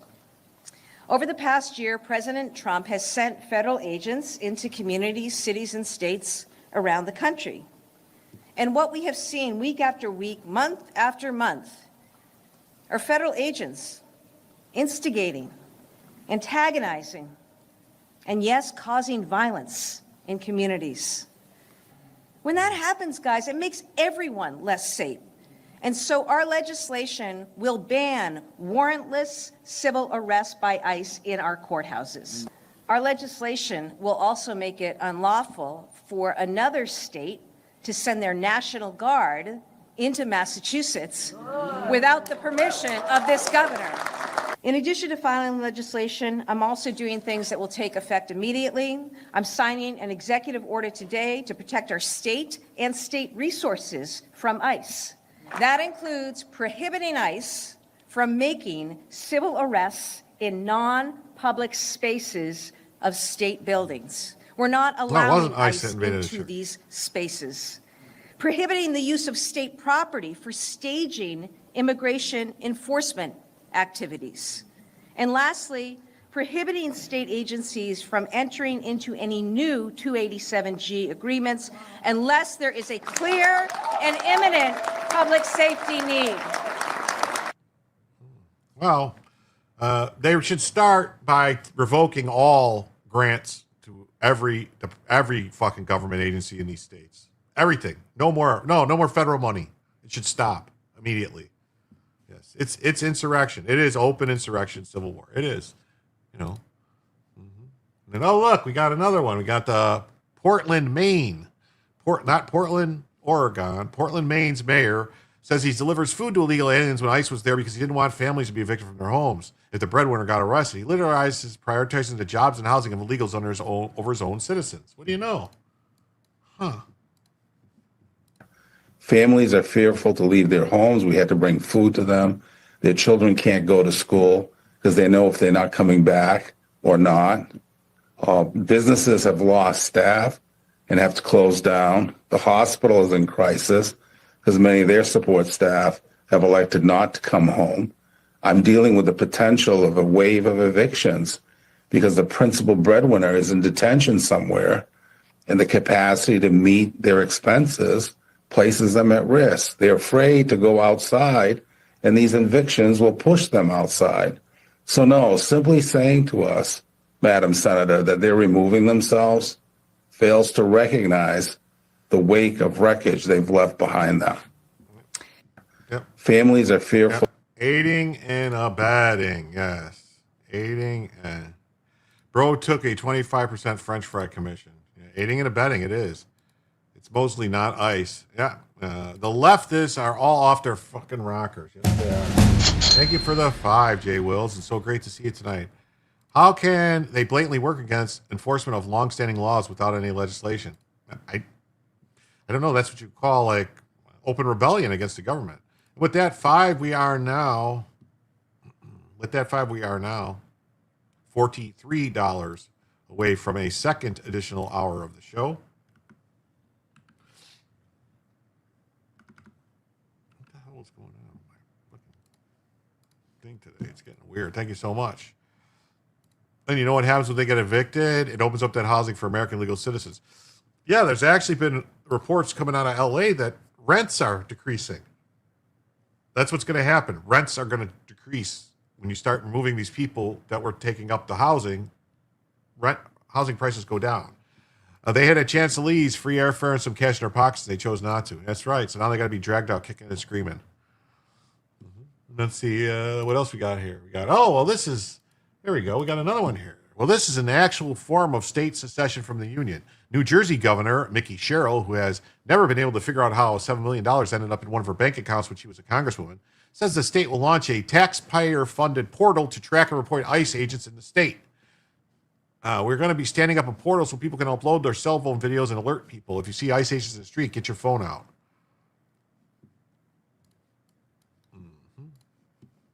I've already met with AG. We are putting out information on helping New Jerseyans know their rights. We are not going to allow any ICE raids to be staged from state properties. And we are also going to be standing up a portal so people can upload all their cell phone videos and alert people. Like if you see an ICE agent in the street, get your phone out. Yes. We want to know. Because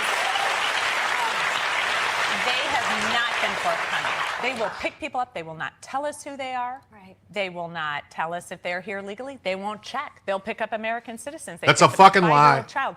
The 5-year-old child was abandoned by his father. This is such shit. This has to stop. You can't allow this to keep happening. You need to go kick down their doors and take them to fucking Gitmo. We want documentation, and we are going to make sure we get it. Great. Yeah. Yeah. Oh, look, we got this here. We got Reno, Nevada Councilman Devin Reese, who has a rainbow in his bio, says if ICE agents come and arrest illegals, Democrats will use the full force of law to prosecute them. We should treat it as we would a kidnapping. So that means we've got to go investigate, we've got to prosecute, we've got to use the full force of the law. He's outright admitting here is he's taking his communities full of illegals.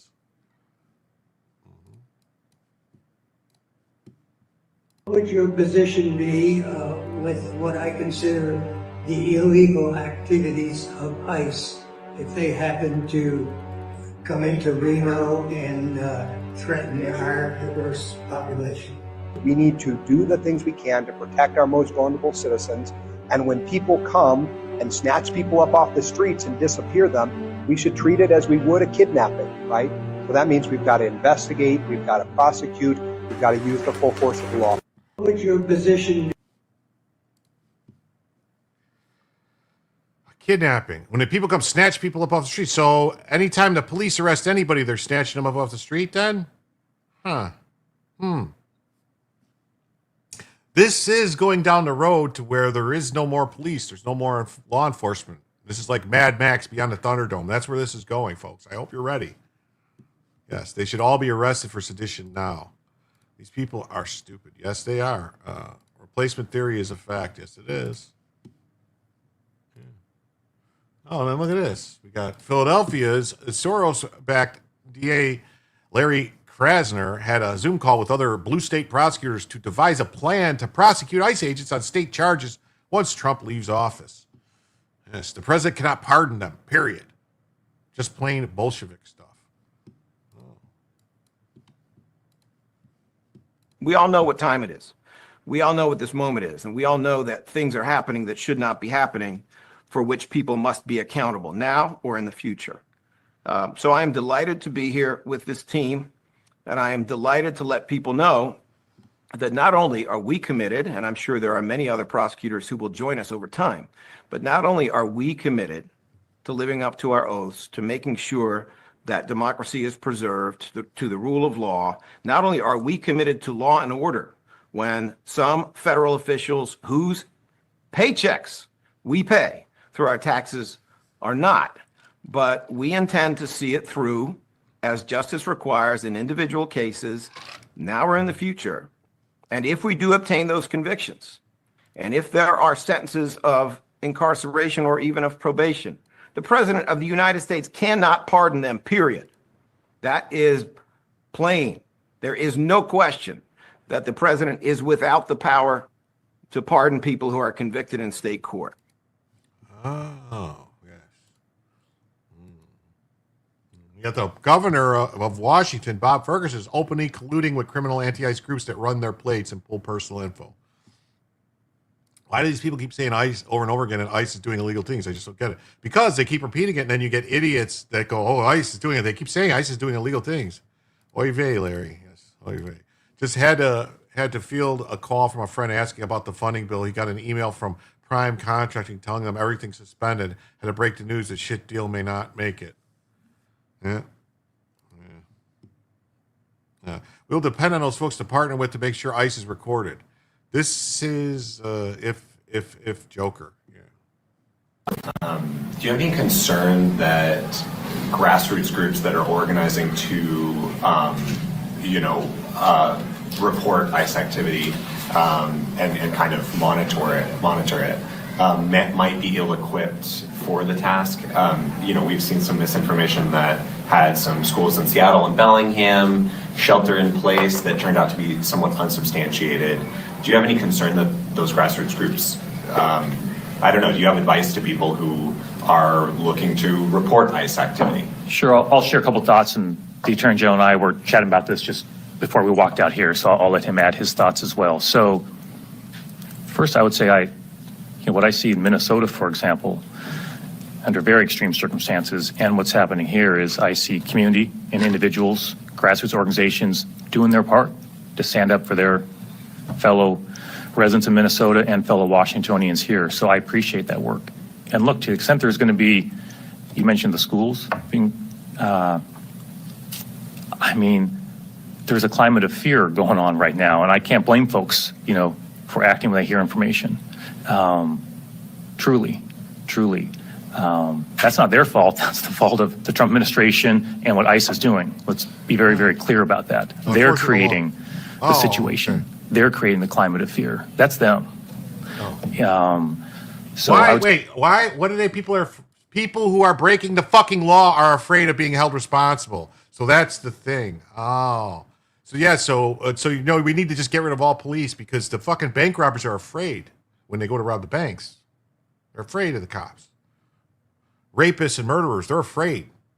They're afraid of the cops. We got to get rid of them because people are afraid. I appreciate what they are doing. And what I would also add is that if things continue to escalate, if that happens here in Washington State, we'll need to depend on those folks to partner with us on making sure that conduct of ICE agents is being recorded, which is deeply helpful, as we saw this weekend in the face of the lies that came from federal officials. Well, the cameras are what the cameras are. The video is what the video is. You can deny reality if you want, but that's reality.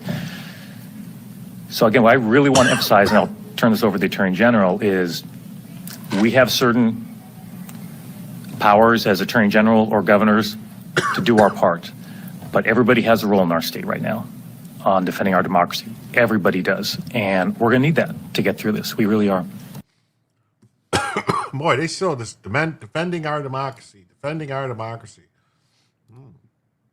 Oh, look, they got Arlington, Virginia County Board Chairman Matt DeFronti tells residents to call 911 if they see ICE. This guy looks like he likes to eat. Oh, yes.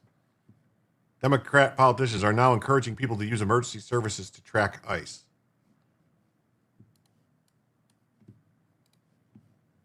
To do everything possible within it to protect our neighbors and reduce harm. That means working together to call 911 when we see ICE in our community. Calling 911 is important because it helps us know when ICE is in Arlington so that we can better pursue Arlington County's law enforcement mission, preventing violence in our community. And it also helps us know they have no legal requirement to do everything possible. Lefties love to use that people will die because of a policy. The policy of Arlington's will literally kill people by clogging 911, and they don't care. Yeah. Oh, look at this. We got the mayor of West Chicago, Daniel Beauvais, slams a teacher who made a post supporting ICE. Says he spoke with the teacher to educate them on why it's wrong to support ICE, and personally called the district to pressure them to take action. He then encourages people to join a protest against the teacher and ICE.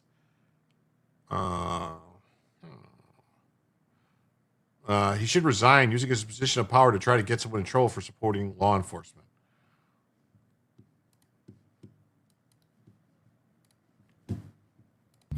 Many of you know that this week there was an incident where an employee at one of our schools in District 33 made a social media post cheering on the activities of ICE. And it was extremely hurtful and offensive to many people in our community. And let me just, first of all, explain why that is so hurtful and offensive. Because some people have asked, don't teachers have First Amendment rights? Can't they have political opinions? And yes, of course they can. Teachers can have political opinions. They can express their political opinions in appropriate ways. What makes this different is this. This school district, the school where this happened, we have multiple students who have lost their mom or dad in the last few months in these ICE raids. We have students who... They're acting like the people are dead because they were deported. Really?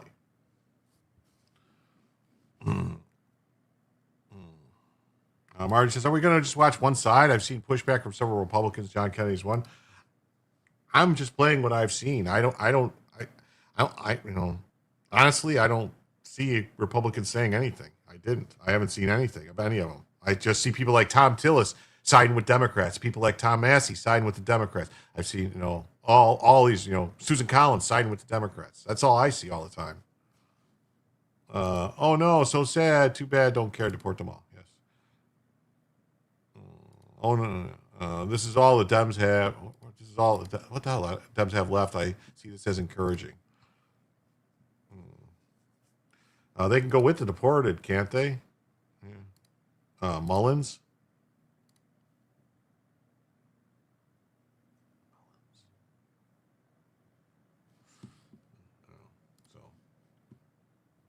And you got this crazy person from Maine. Remember, he calls for Graham Plattner, the communist guy that had the Nazi tattoo. He's like, he calls for the left to rise up. He instructs his socialists to join systems like Signal Chat, special training manuals, and follow a Minnesota model to confront ICE in Maine. He directly praises Shannon Bellows for removing the undercover license plates that makes this edition possible. Yeah. So yeah, I don't know if you heard that story that the Maine Secretary of State says, yeah, we're not gonna have secret license plates for the feds anymore. We're just gonna tell everybody they're Fed plates.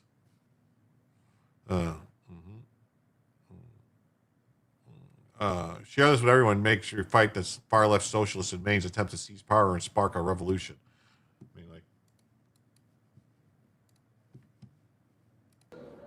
Comrades and compatriots, this is the administration using the age-old tactic of targeting the marginalized and the exploited to scapegoat them in order to increase their capacity to use force and violence.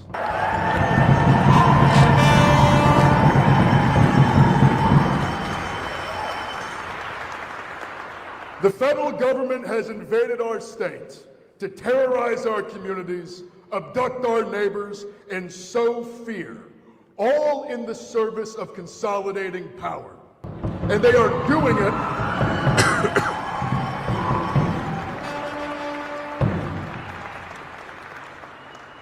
They are doing it in order to consolidate power because this is about power.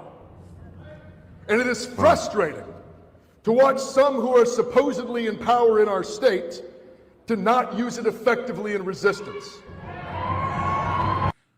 So resistance to the federal government is also called sedition.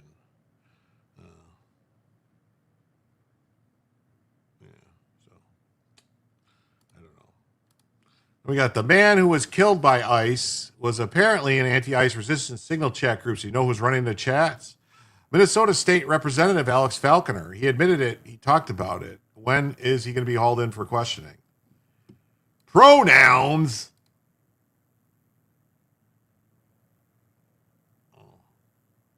Oh, Marty says, good night. All I've seen enough lefty-ish. Okay. I mean, don't you want to know what? I don't understand. Whatever. When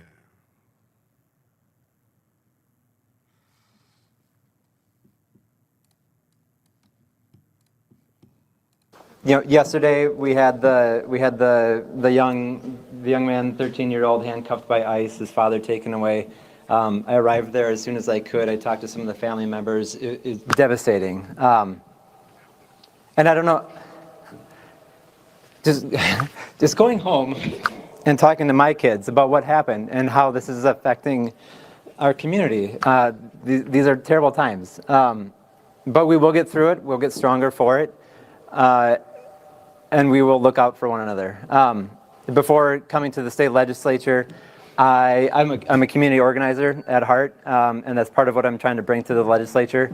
I'm helping to lead the community response, rapid response network that we have, given any ICE situations. I have a couple cards here. I'm willing to stop to stay around and talk with anybody that wants any more information. We've got a couple groups on the app Signal that we would love for you to join.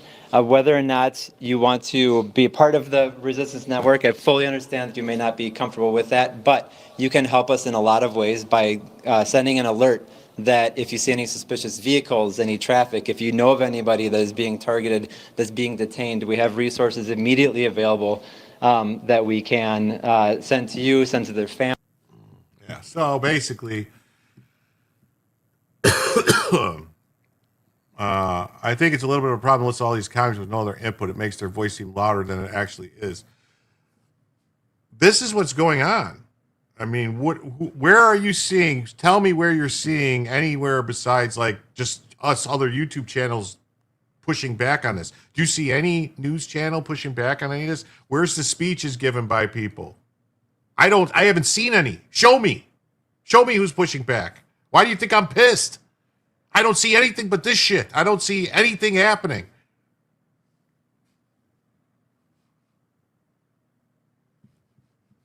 Whatever. New SNAP work requirement rules to start February 1st in multiple states. The new work requirements to gain or continue eligibility for the federal Supplemental Nutrition Assistance Program will start being implemented in several U.S. states by February 1st, beginning February 1st.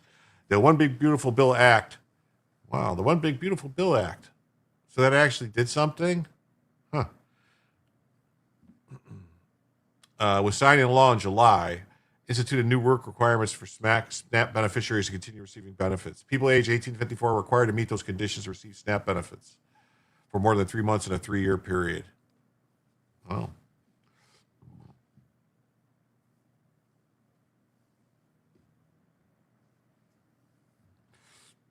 Able-bodied adults without dependents must meet any of the following conditions: work at least 80 hours a month.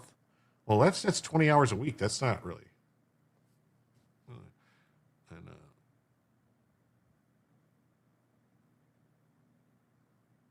Millions of adult, I don't know what that stands for. I wish they would. What's the fucking able-bodied adults without dependents? Well, geez, why can't you just say?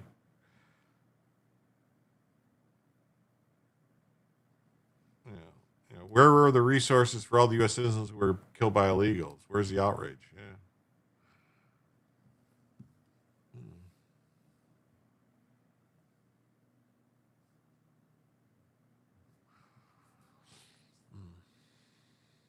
Some people are exempt from work requirements, such as individuals who are unable to work due to mental and physical limitations, veterans, homeless people, and pregnant women. Individuals who meet the criteria but fail to fulfill work requirements will lose SNAP benefits after 3 months. To get SNAP again, you must meet the able-bodied American, I don't know, whatever, the working people.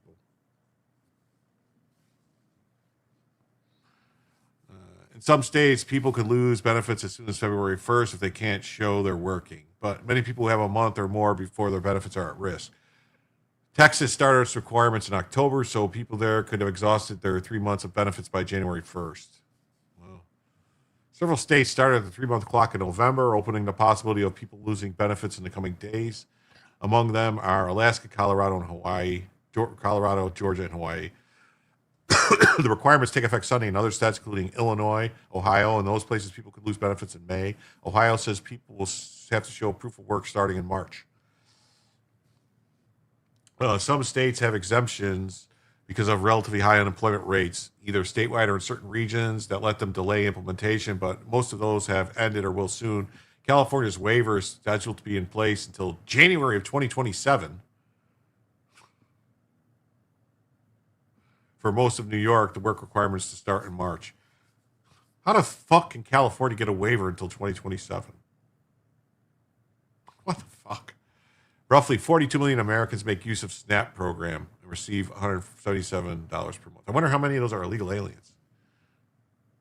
The new work requirements have faced criticism. In an October statement, advocacy groups argued that the measure undermines workers.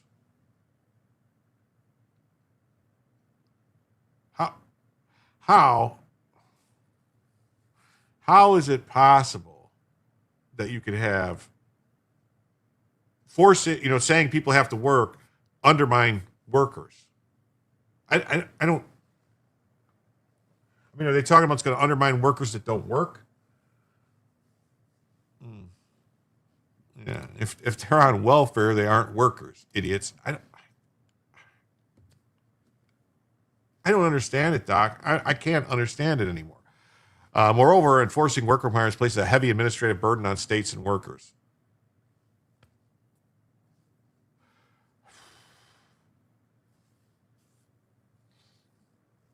So work requirements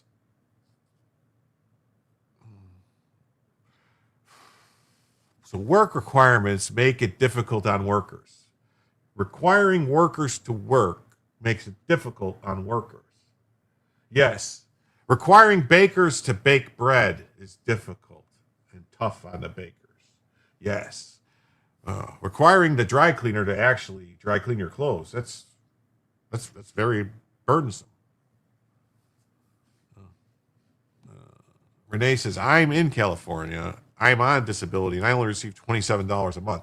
Well, that's because they're giving, I don't know. How is it possible, 27? That is...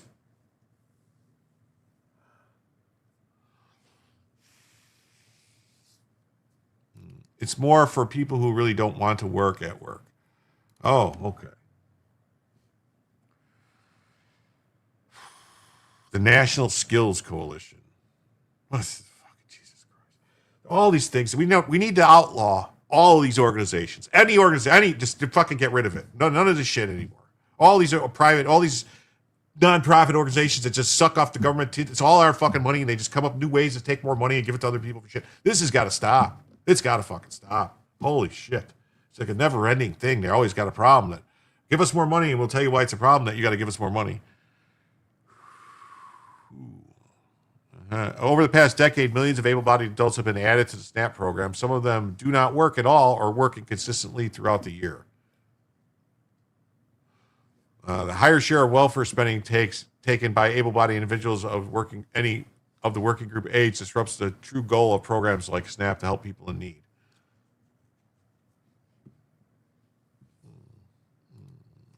Terry says, I see Trump trying to put out fires since he got in office. Fixing the Dems' illegal acts is a full-time job.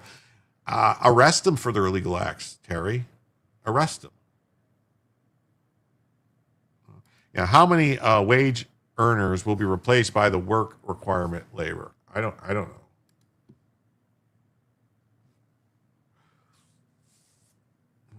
I don't know. I mean, I guess that's everyone will just work 20 hours a week now, I guess is the new thing. So.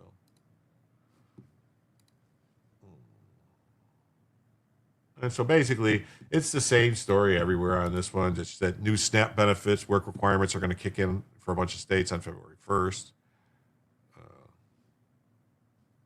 Right here on Live Now from Fox, and one of those big headlines having to do with SNAP, as new work requirements have now been put into effect. We want to talk a little bit more about that. On Capitol Hill we go.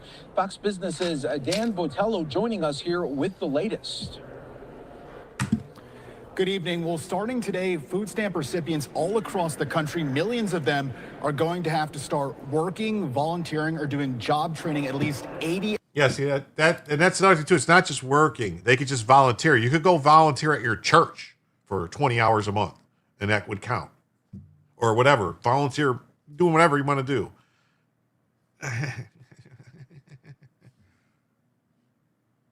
Yes. I want Doge back too.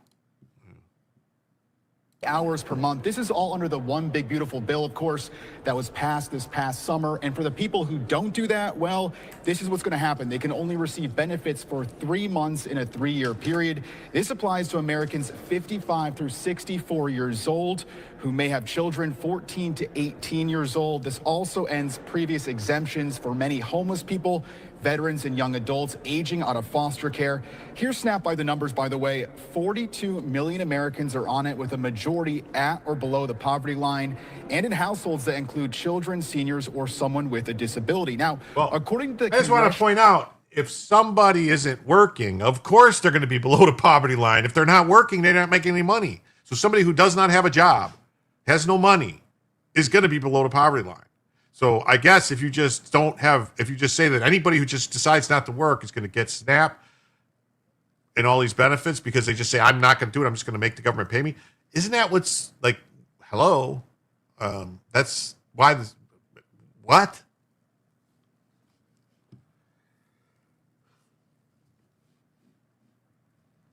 National Budget Office, the new requirements are expected to reduce the average monthly number of SNAP recipients by about 2.4 million people over the next decade. Here's Agriculture Secretary Brooke Rollins talking to Fox about allegations of SNAP fraud and even illegal immigrants using the program under the Biden administration. Every state, for the first time in history, and this was in February, to send us their data and let us, with Doge and a war room, actually start going through this data to better understand how this explosion of SNAP benefits happened under Joe Biden. We've studied about $100 billion in spend. We have found thousands and thousands of illegal use of the EBT card. We have been moving people off of SNAP. We've got almost 700,000 people, I think, we've moved off. And if you're new to SNAP, these new rules would take effect immediately or at your next recertification if you're already on SNAP. Back to you. Now, this is definitely going to be big for so many. Yeah, it's going to be big for so many people. Yes, it is.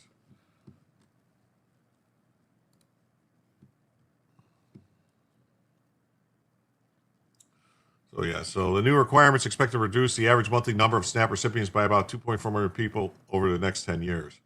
Wouldn't it be great if we had a country where or a world where nobody needed to be on SNAP because everybody had enough, made enough money?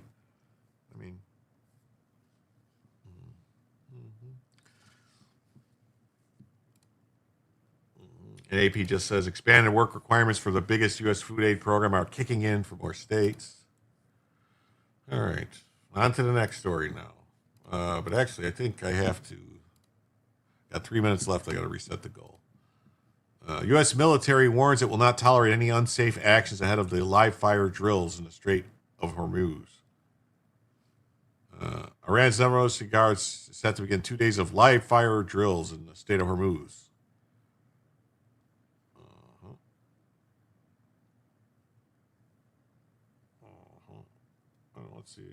Let's see. I really like Kayleigh McEnany.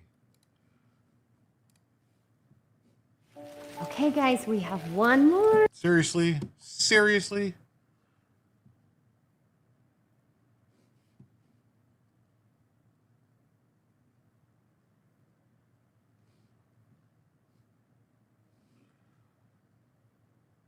Give the gift of adventure at Bass Pro Shops and Cabela's. Treasure the magic of the season at Santa's Wonderland with a free photo with Santa. Bass Pro Shops and Cabela's. It's ad blockers just works. Fabulous.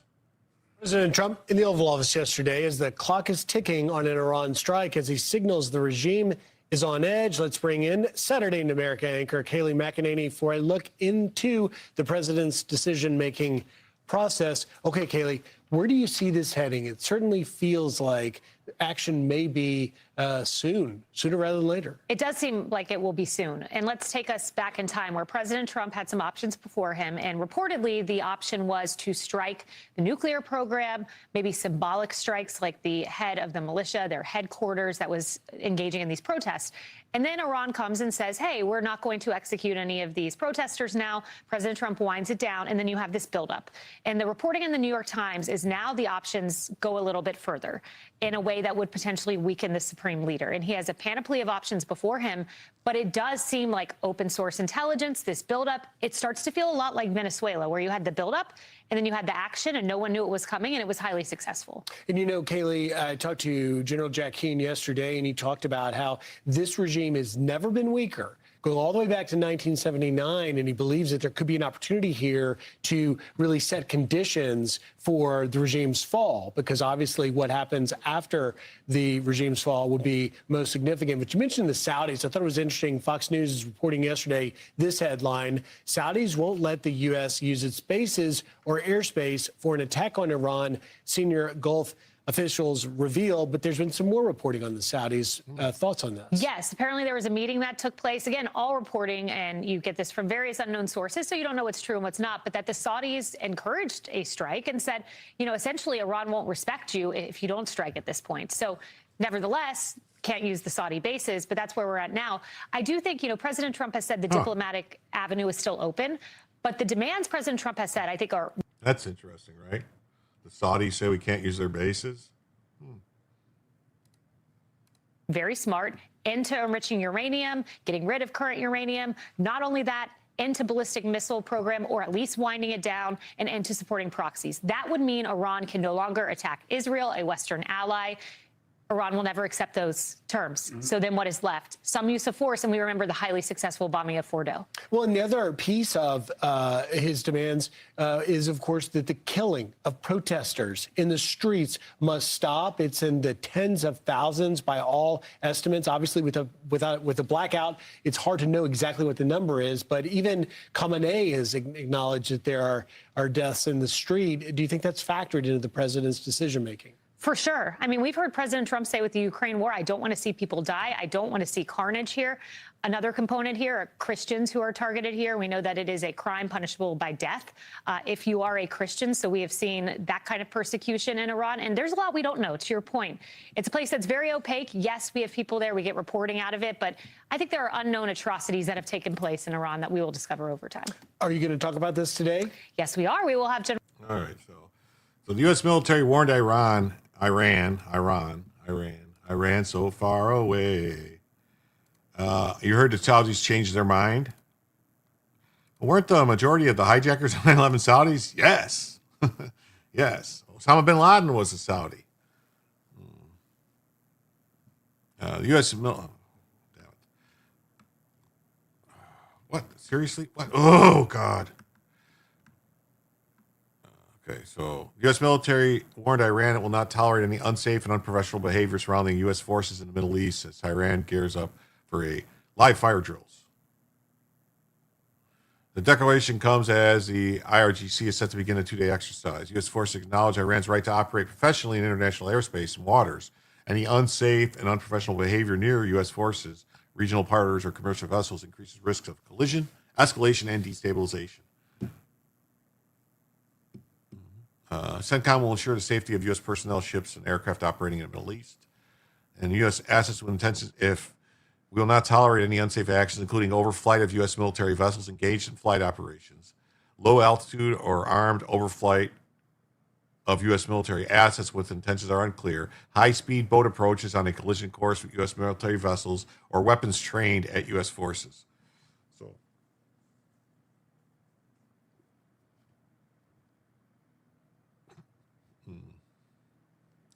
I pray a lot for no emergencies to happen. Oh, yes, no emergencies. So the U.S. military has the most highly trained and lethal forces in the world and will continue to operate with the highest levels of professionalism and adhere to international norms. Iran's IRGC must do the same.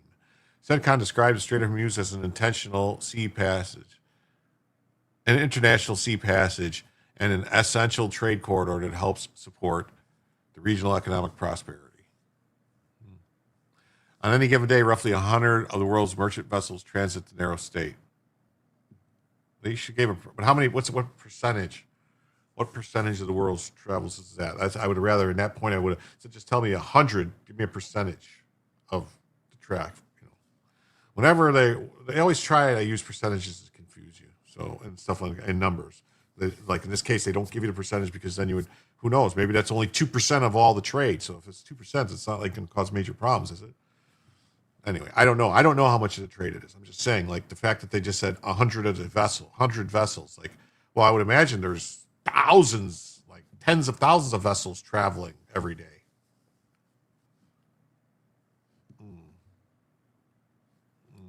High-speed motorboat. My mental image of that is not of a boat.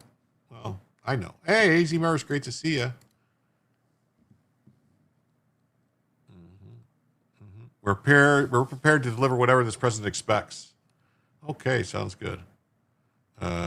Trump said Wednesday that the time is running out to strike a deal. Yeah, so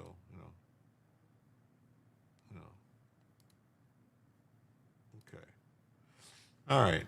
Now the part of the show you've all been waiting for: illegal alien crimes. And we have this is the roundup from 1/25/2026. It's been 3 weeks since the last roundup, so here's a breakdown of the 25 of the cases that have come to light. And the links are in the replies. So you got Grady County, Georgia, a man detainer accused of molesting a 7-year-old.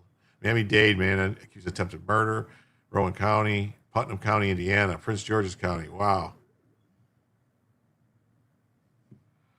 The guy who dropped Jerry was not arrested. Oh, well, I mean, all the white crime, yes. You're going to talk about the social media post of Omar and her attacker together? I didn't see it. I have not seen it, AZ Merce. I did not see anything. I don't know. My algorithm must be all jacked up. Something's going on because I didn't see that. I mean, there's stuff. I'm just not seeing it.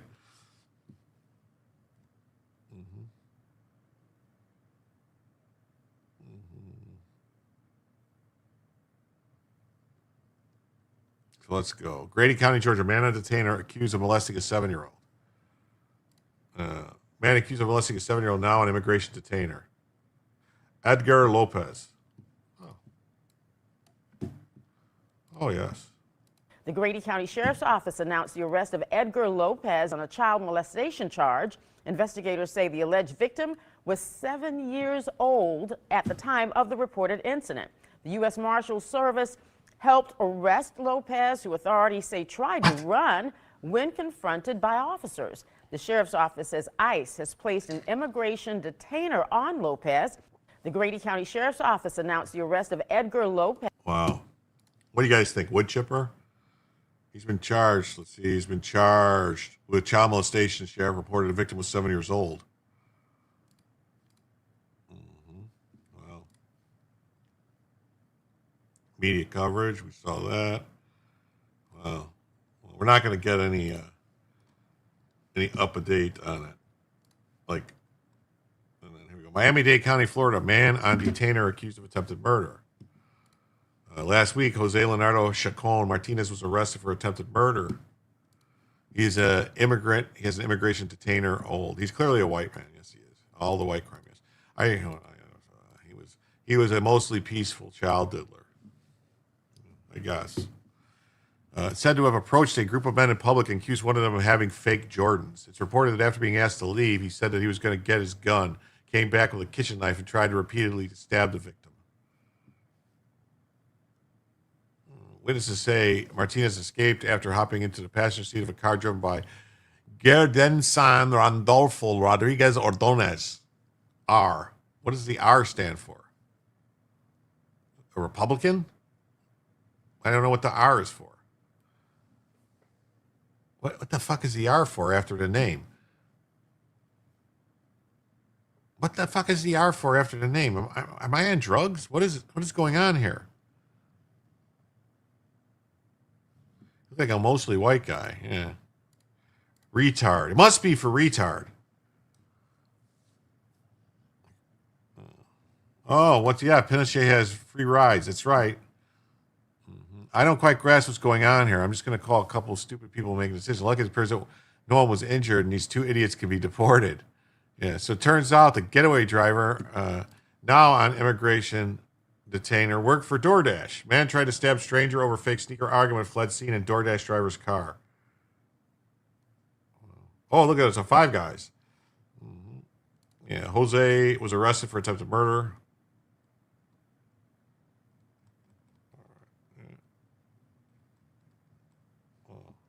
Sometimes I read about these crimes and think they must be lying. Something else is the reason. They must be true sometimes, but probably as frequently as you think.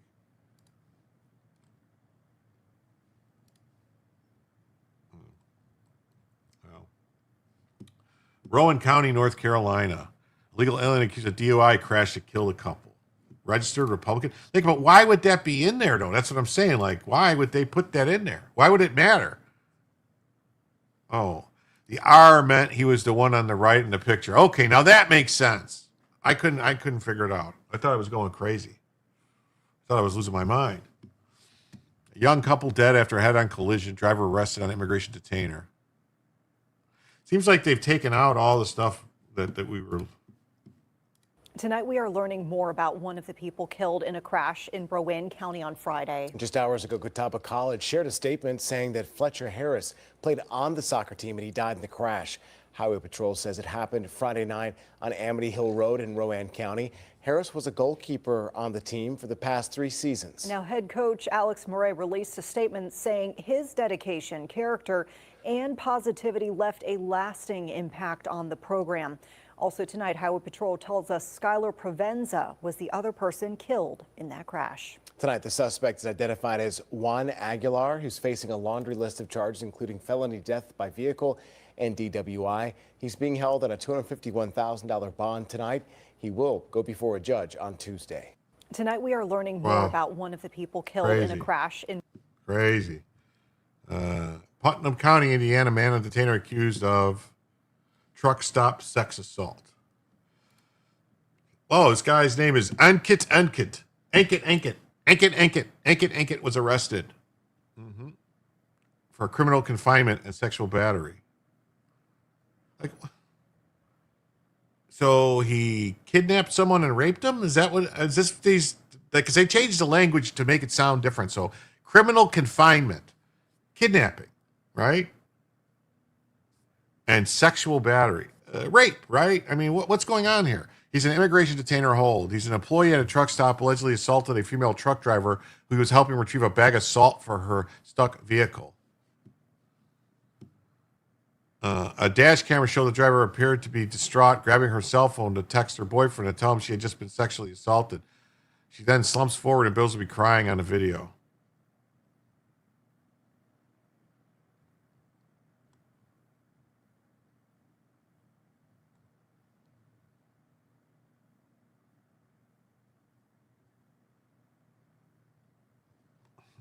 I don't get it.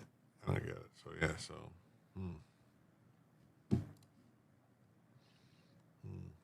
Prince George's County, Maryland, illegal alien MS-13 member arrested for murder. What do you know? What do you know? 3 of the 4 suspects arrested for the brutal murder of a 14-year-old boy in Maryland. In Maryland, Sanctuary County, all identified as illegal aliens from El Salvador, MS-13 gangbangers, and residents of Sanctuary, Washington, D.C., all have prior criminal histories, and 2 were released by the Biden regime under circumstances that remain unclear. That's a case where the morning after pill is justified. Yes, definitely. Jose Merlos Marona, previously arrested for defacing public property, possession of a prohibited weapon while spray painting. William Cuellar Gutierrez, or Cellular Gutierrez, I don't know. Previously arrested for possession of a large capacity ammunition feeding device. Oh my God. So, Washington, D.C.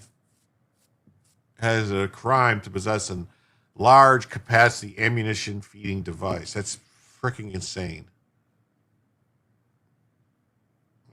Okay, leaving my garage. It's too cold. Going to listening mode. Okay, awesome.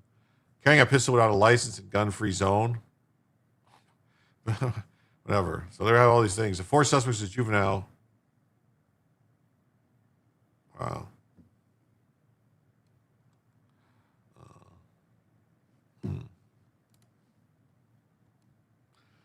Pickens County, South Carolina. Man on detainer pleads guilty to attempted murder, which, I mean, this is a guy pleading guilty. So I don't know why this is news. In Pickens County, a man is facing several years in prison and deportation after attacking a person with a saw.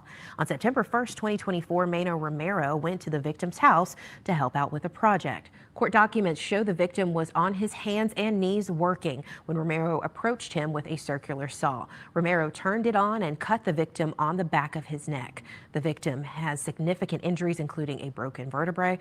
Romero fled the scene but was caught shortly after by law enforcement. On Tuesday, the now 24-year-old pleaded guilty to attempted murder. Romero was sentenced to 20 years, and ICE has placed a detainer on Romero, which means he will be deported after his sentence is complete. In Pickens. Wow. See, those are clips, right? Clips of what?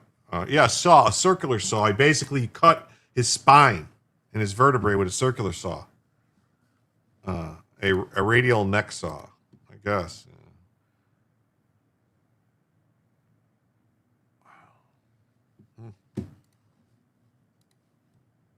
Riverside County, California, illegal alien accused of raping an autistic girl. Illegal alien charged with raping an autistic 14-year-old girl in California. Enrique, whatever, allegedly lured the girl to his apartment on New Year's Eve and raped her. He also had fraudulent Social Security and permanent residence cards. This is who Newscomb is harboring.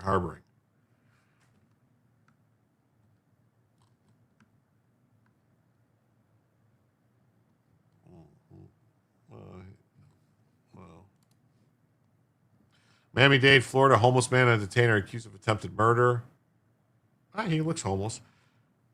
Manuel Lopez was arrested for attempted murder and is accused of stabbing a man over $10 in drugs. Wow, that's crazy. Over $10 in drugs. Yes, Trump was right. They sent their worst criminals. Yes, they did. They did. So Lopez reportedly had given the victim $10 for drugs, but the victim believed he was owed money from a previous transaction. Wow.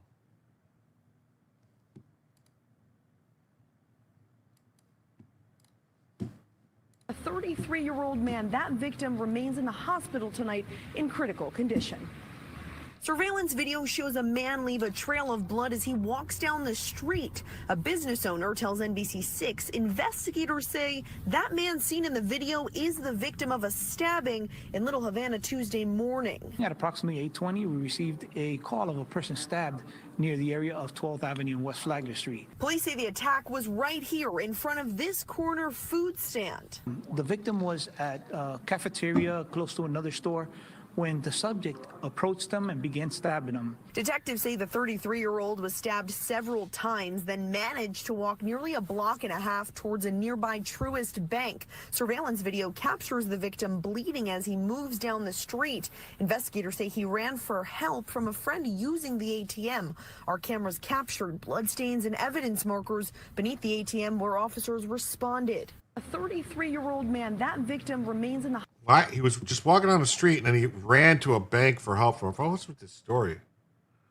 I wouldn't be surprised if he was in prison in another state after the 90s. So look what we got here. We got, a white guy. He was a white guy. He's a white guy. Manuel Lopez. He's a white guy. Oh, well.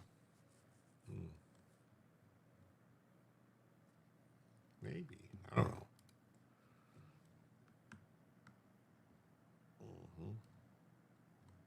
Yes, white male. I didn't see that. There he is. White male. Brump, brump. 0 pounds. 0 height. What do you know? Well, that's all screwed up, so maybe that's why. Mecklenburg County, North Carolina. Yes, God help us. It was a mostly peaceful stabbing. North Carolina. I saw, yes. Who white? Yes. And they arrested a illegal alien accused of a hit and run death.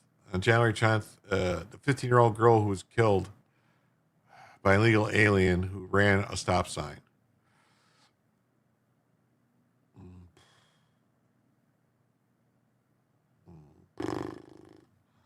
You lived a block away from that corner in 92.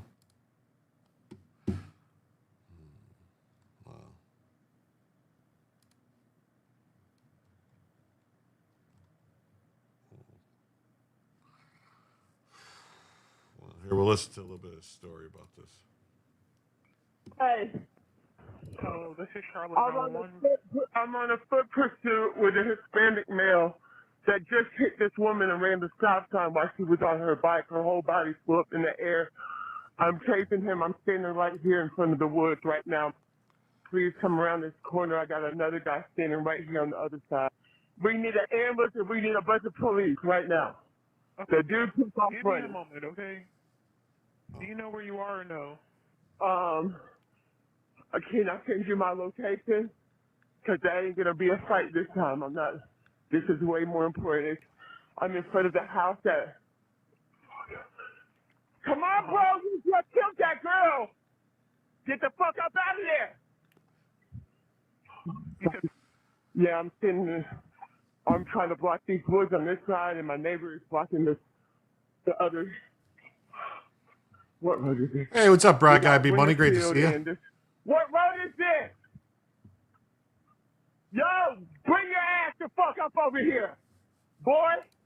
I see you, boy. I haven't seen You're any on good news. camera. I mean, well, you let's. ain't getting the fuck away. I mean, you don't think it was good news to that they're gonna get work requirements for SNAP benefits to keep deadbeats off of it? I don't know. I mean, I don't know. I mean, I don't know. It seems everybody hates the show now.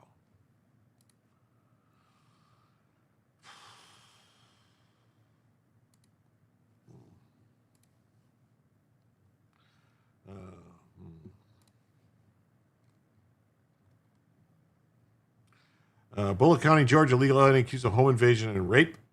Let's see. An illegal alien from Mexico was just arrested for raping an 11-year-old girl at knife point in front of her mother and 10-year-old sister during a home invasion in Georgia. I mean, I don't know. That's what I guess we're not. Deputies arrested 26-year-old Kenneth Moreno Guzman yesterday. He's facing 20 criminal charges, including child molestation, rape, and home invasion. These charges run, several of them hold a 25 to life sentence. And that's our objective here, is to send him to prison. The Bullitt County Sheriff's Office got the call on Monday morning. They say Guzman entered a family's home through the back door. Then, investigators say he raped the 11-year-old girl. The Sheriff's Office also says Guzman held both the victim and her 10-year-old sister at knife point. Guzman lives in the same trailer park as the victim and her family. However, they did not know the suspect. He told the investigators the attack was premeditated. He had previously seen this 11-year-old girl before. He claimed he was attracted to her, and so during the middle of the night, he broke into the home, found her in the bedroom with her sister, and forcibly raped her. After the assault, investigators say Guzman ran. The sisters woke up their parents, who called 911. Investigators arrested Guzman during a traffic stop after getting a description of his vehicle. This stuff is upsetting. I tell you, it's very upsetting. It bothers me that this is going on. And deputies arrested 26. You know, there's not people. There should be people marching in the streets for these people to be dealt with. If you know what I'm saying, like this is upside down world where there should be mobs in the street demanding these people be punished for their crimes. Yes, maps get on the wall. That's the only place for them. The judge will let them go. I hope not. Probably, though. Oh, no, we just hate what's happening. Yes. Well, you know. That's just how they roll in good old Mexico. So Warren County, Kentucky, man on the trainer arrested for wife's murder. On Monday, a Selko Husajikovinovich was arrested for murder, domestic violence, abuse of a corpse, and tampering with evidence. He is an immigration detainer. Jim makes another list. I'm probably on all the lists. I don't know.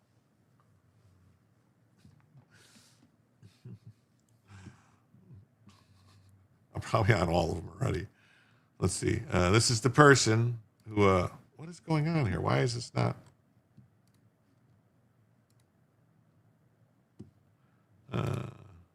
Murder, Selko Huchinovis is an ethnics. So active, whatever. So I don't know. What do you think he's what if he had what do you think this is it kind of like a Serbian name or something, or is that like a Tajikistani name or something? Like, what kind of name is that? Anyone have any ideas? I mean, he looks like he could be from like Bosnia or maybe what's Bulgaria or something, right? Or he could be from, I don't know, man. Yes, he's white. He's definitely white. Yeah. Knox County, Tennessee, man and detainer arrested for wrong way death. Well, what's the right way death? What is going on? Knox County, Tennessee, Eric Ramon Alcantara Lavera L. So he's a libertarian? I guess that's left. Now I figured it out.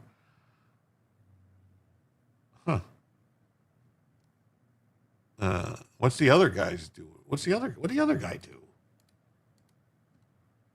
It's reported that his pastor also fled the scene. Although the pastor was unnamed in the release, inmate records show that Zamora Lozada was arrested for leaving the scene of an accident, knowing death resulted, and also has an immigration detainer hold.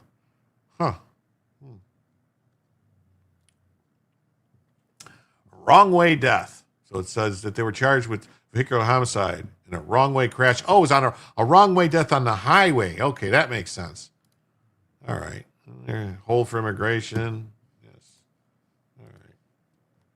And then Bergen County, New Jersey. Bergen County, New Jersey. Well, it looks like he's German, Bosnian. That's what I'm saying. Like something like that, like Bosnian, Bulgarian, something like that. Like, because I knew a guy named, his name was Miroslav. I don't want to say his last name, but he was from like,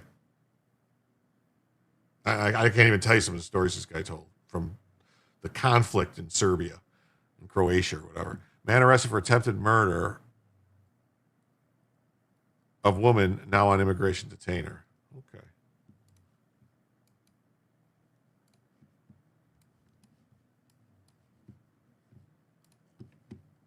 At noon tonight, an Englewood man is behind bars facing several charges, including attempted murder. Prosecutors say Christian Para Pescoso hit a woman in the head with a handgun and then fired that weapon multiple times, striking her in the arm and shoulder. This happened Sunday morning just before 4 at a house along Charles Street. The victim in the hospital and is expected to be okay. At noon tonight in Englewood. Englewood. Collin County, Texas, man and detainer arrested for murder for hire. Earlier this month, 3 people were arrested for capital murder with remuneration. Wow, how did I have trouble saying that? 2 suspects on the left and right have immigration detainer holds.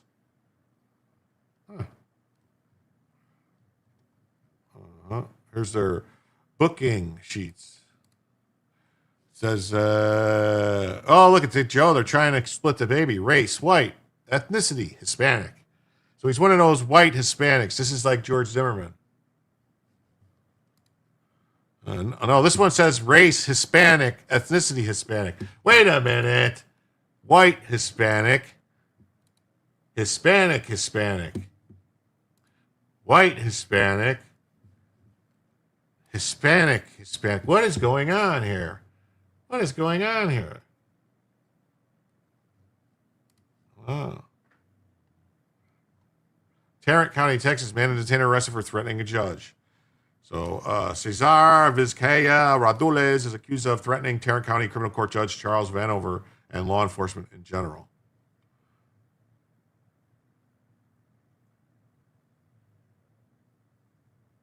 Okay, this is crazy. He wrote this stuff on Facebook with pictures of this guy. Source. Let me know when you change your mind about deporting violent criminals and I'll stop tagging you.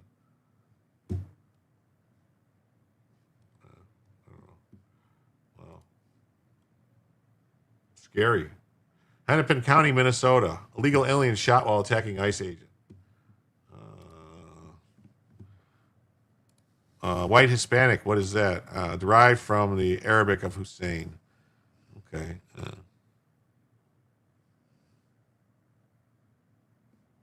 Always that strange AI appearance. I know, isn't it weird? DHS released the names and backgrounds of the 3 illegal aliens, say that attacked ICE in Minneapolis last night. Oh, and there's 3 guys. It's just shovel guys. Okay, this was the guy with the shovel and stuff like that. All right. Yeah, they're all aren't they Venezuelans? Yeah, they're all Venezuelans. So Mecklenburg County, an illegal alien arrested for killing a teen.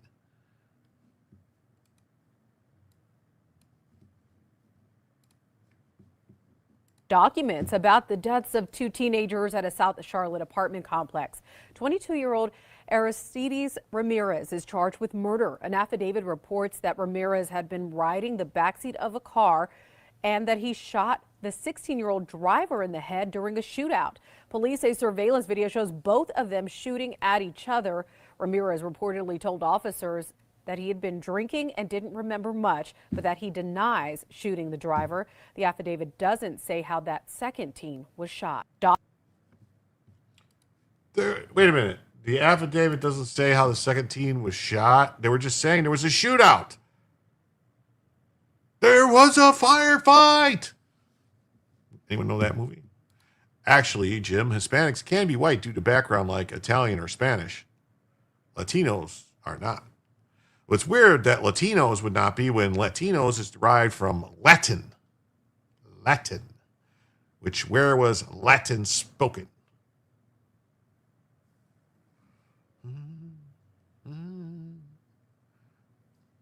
Isn't Latin where Spanish and French and Italian all derived from Latin? The Latin language? Just saying. From Latonia. You got me. Latanya. Yeah. You guys got me. You got me good.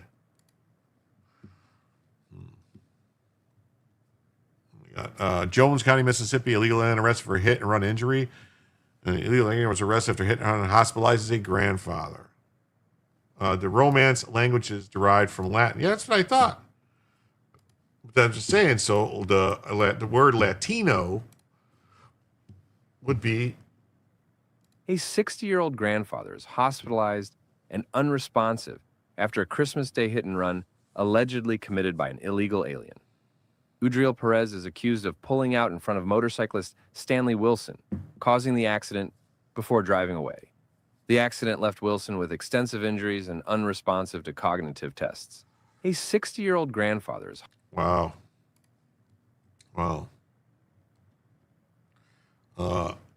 Lee County, New Mexico, illegal alien charged with stabbing murder. 4 Guatemalan national illegal aliens have been arrested in Erie County, Ohio during a murder investigation out of New Mexico. So they went to another state. They're charged out of Lee County with murder, robbery, and intimidation of a witness. Maylina Santos is charged with tampering with evidence, and Manuel Morales is charged with obstruction of justice. Uh-oh.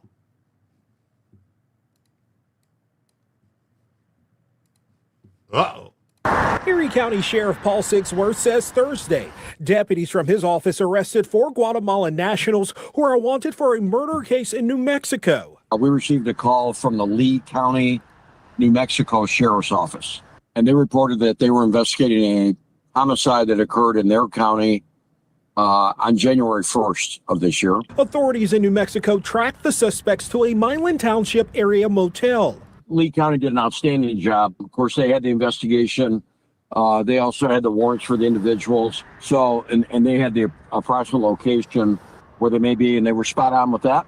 When detectives arrived in the area, the sheriff says deputies spotted a car that was occupied by the suspects. As the group left the motel parking lot, the vehicle was stopped by both the detectives and uniformed deputies. There were a total of 4 occupants in the car. They were all taken into custody without incident. Elman Franco is charged through the state of New Mexico with murder, robbery, intimidation, or retaliation against a witness, kidnapping, and tampering with evidence. His brother, Elder Franco, is charged with the same. Maylina Santos is charged with tampering with evidence, and officials say she appears to be an acquaintance of one of the brothers. Manuel Morales is charged locally through Erie County with 3 counts of obstructing justice, each a third-degree felony. Investigators say they don't think there is a connection with the suspects in Erie County. The sheriff says he believes the group was traveling on the turnpike. And we believe they may have been en route back to get on the pike when they were stopped. The suspects face charges for the New Year's Day fatal stabbing of 23-year-old Elvis Santos of Tatum, New Mexico. Additionally, they're being held for immigration officials. They're directly involved in this investigation. They have placed holders on all these folks. But again, it does appear that all four of them are Guatemalan nationals who are illegally in the United States. Wow, all of them. Wow, all of them. That's 100% of those four are criminals. What do you know? Joe says Latino is a term to separate Spanish speakers by mixture like native, black, and white, while Hispanic is a term for those with direct descendants of Europeans. I'm aware of Latin as a language. I don't know. It seems like,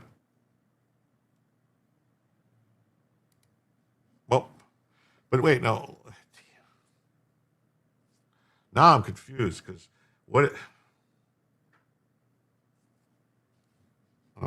Latino derived from the use of Latin America to show the division of Northern European Imperial America from Iberian-controlled America.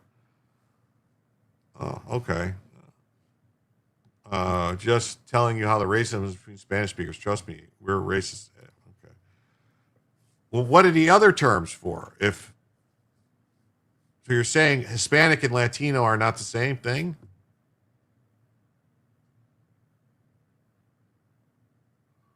I don't know, man. Hispanic originally referred to those specifically from Hispaniola.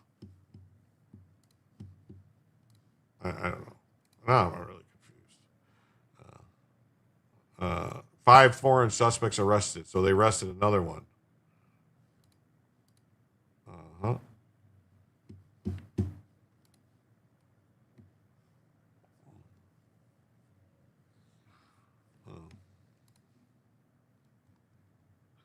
Hillsborough County, Florida, man and detainer arrested for attempted murder. Oh, look, he's got this weird star on his face. And another white, Hispanic, or Latino. What do you know? This says white, Hispanic, or Latino.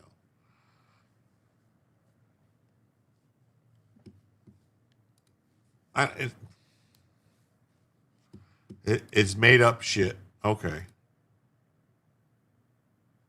You guys are too into the English word meaning. Wow. Wow. So this guy was arrested for attempted murder. Highlands County, Florida, man detainer accused of killing brother. This guy, Rick Limler Aldiel Roberto Bartolone, was arrested for murder and the shooting death of his brother, Jorvik Enrique Roberto Bartolone. Wow.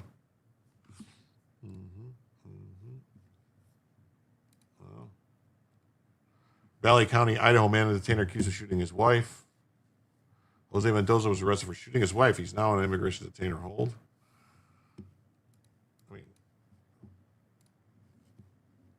At 8:45 p.m., Valley County Sheriff's deputies were called to a home on Hafferty and Front Street in Donnelly.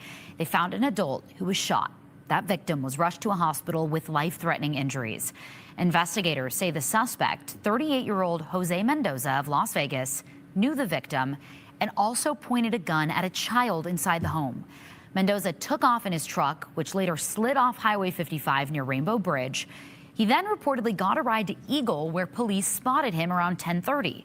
Officers from Eagle and Garden City arrested Mendoza. He's now facing multiple felony charges and is on a federal hold, awaiting extradition back to Valley County.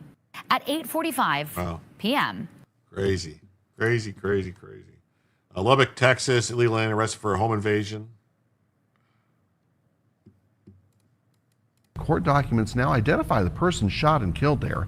The man arrested in the case is 21-year-old Alex Martinez, charged with burglary, aggravated assault with a deadly weapon, and unlawful restraint.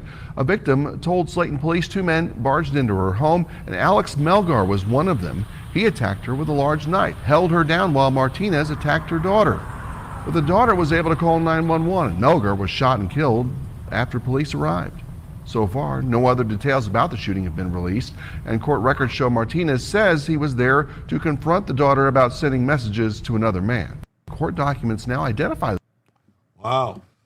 Oh, where'd it go? Look at this. This guy says, I noticed your channel could benefit from a larger audience. Well, couldn't everyone's channel benefit from a larger audience? Wouldn't that be great?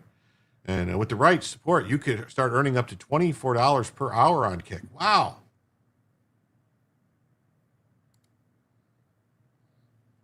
Wow. $24 an hour. You don't say. You don't say. Huh. That seems like a lot of money. And then Dallas County, Texas, man and detained arrested for DUI manslaughter. White male.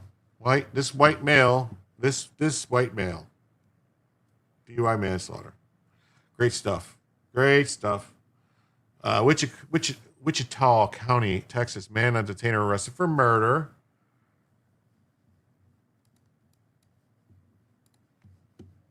Topping our news, Wichita Falls police are investigating a deadly shooting that left one person dead and the suspect now in custody. 37-year-old Aber Giovanni Zaleo Reyes is charged with murder and aggravated assault with a deadly weapon with bonds totaling $1.5 million. Just after 12:15 this morning, officers were sent to a gunshots call at a home in the 2200 block of Yale Avenue. Sergeant Jared Miller says when they arrived, they found a man dead from apparent gunshot wounds, and police spoke with witnesses, and they say Reyes was found sitting in a truck near the home and taken into custody. Witnesses also told police Reyes appeared to have been drinking and was repeatedly knocking on the door of the victim's home, pointing a gun at several people. Police say release of the victim's identity is pending following next of kin notifications. Topping our news, Wichita. Crazy stuff there. Crazy stuff. Wow. The previous edition of the Roundup. We saw this already. We're not going to go through this. These are who the demon rats are defending and don't want to turn over to ICE. Turn them over. We're going to get in and get them. And lunatics encouraged by Walls of Fair trying to prevent it. It doesn't end up with lunatics dying. Yes, it does.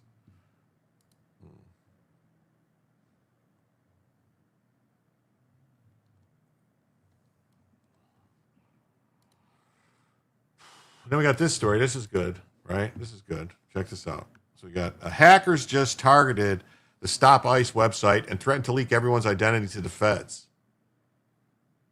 Holy S, it's happening. And they wrote, we are not kidding. We sent your names, logins, passwords, and locations to a bunch of government agencies. Sherman Austin is a terrible coder, and so are R.C. Concepcion and Matt Barron. Why do their mugshots look like they're at the barber shop? It's a good question. I think some of them they put things on them and wrap stuff around them for whatever reason to prevent contamination or something like that. Maybe, I don't know. It's not a threat. They're informing them that it's already happened. Yep. 1990s kids don't end up getting shot by the feds because they learned when ICE says stop that you collaborate and listen. Ain't it ironic that the only people killed defending illegals are Wonder Breads?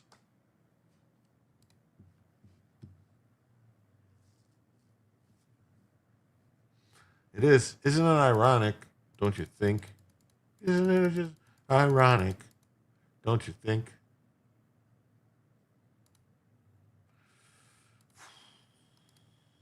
Cam Higby says that insurrectionists admit to everything. Bella calms me. She calms me too.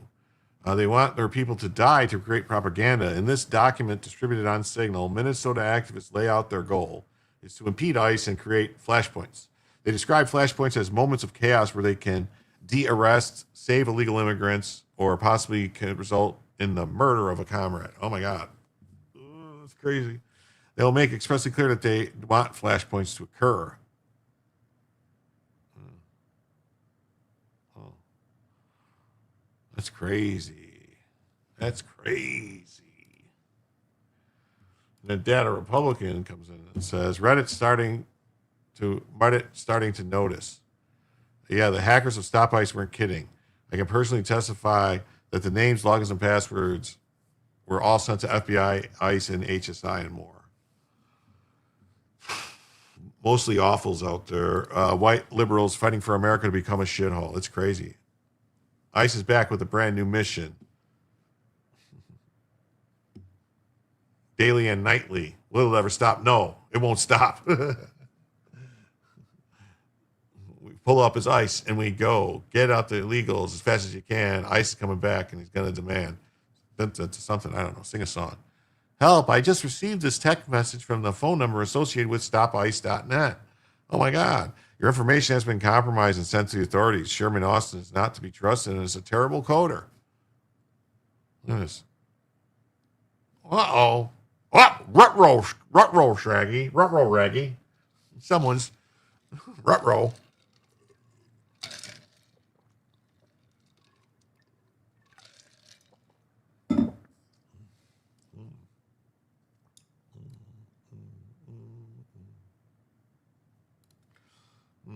Oh, Duck Fat gifted 5 Jim Tells You memberships. Thank you, Duck Fat. Thank you. It says Woodtick Mike was gifted a Duck Fat membership. Delay is Obvious was gifted a Duck Fat membership. Vegans Taste Like Chicken. And then Dizzy D received a gifted membership. That's 4. There's going to be one more. Yes, way to go, Duck. Thank you. Thank you so much. Jim Raps. I don't know. Not really. There's got to be one more person to go in. One more person has to go in. And then get their free gifted membership. So let me fix the banner then. That's 5 gifted memberships. So that's 25 off. So that means we are now $18 away from the second additional hour of the show.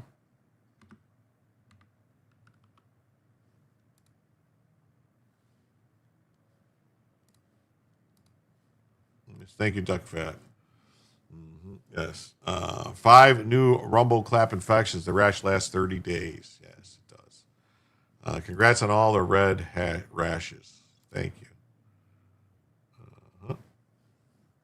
Red rash for all. We're going to wait until someone else gets the membership. We're going to sit here and wait. No, we're not.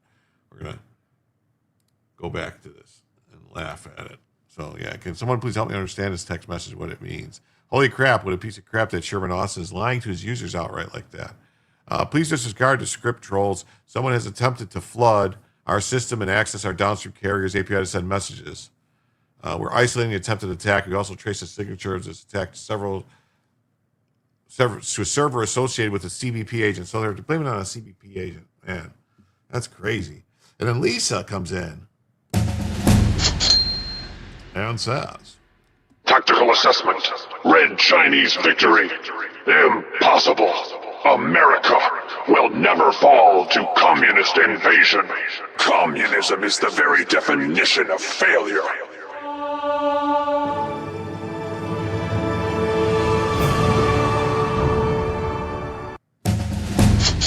and with that 20, that puts us over for another hour. So now we are $98 away from a third additional hour.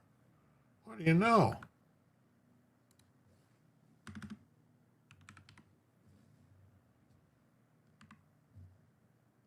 That's just awesome. That's just awesome. Nero says, thank you so much. Yes.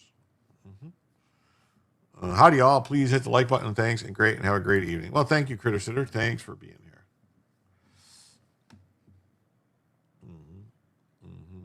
here. Yes, your information was hacked. Yes, your locations are being stored because you signed up to receive alerts when ICE was in your area. Yes, your plain text passwords were deciphered. The hackers haven't released it to the public, but a lot of federal agencies now have this information. You will know by next week we are not lying. Thank you, Patriot. Whoever archived this and left this evidence that the hack did happen. We were not kidding. We sent your names, logins, and passwords. Yes. This is the Stop ICE website. Huh. Interesting.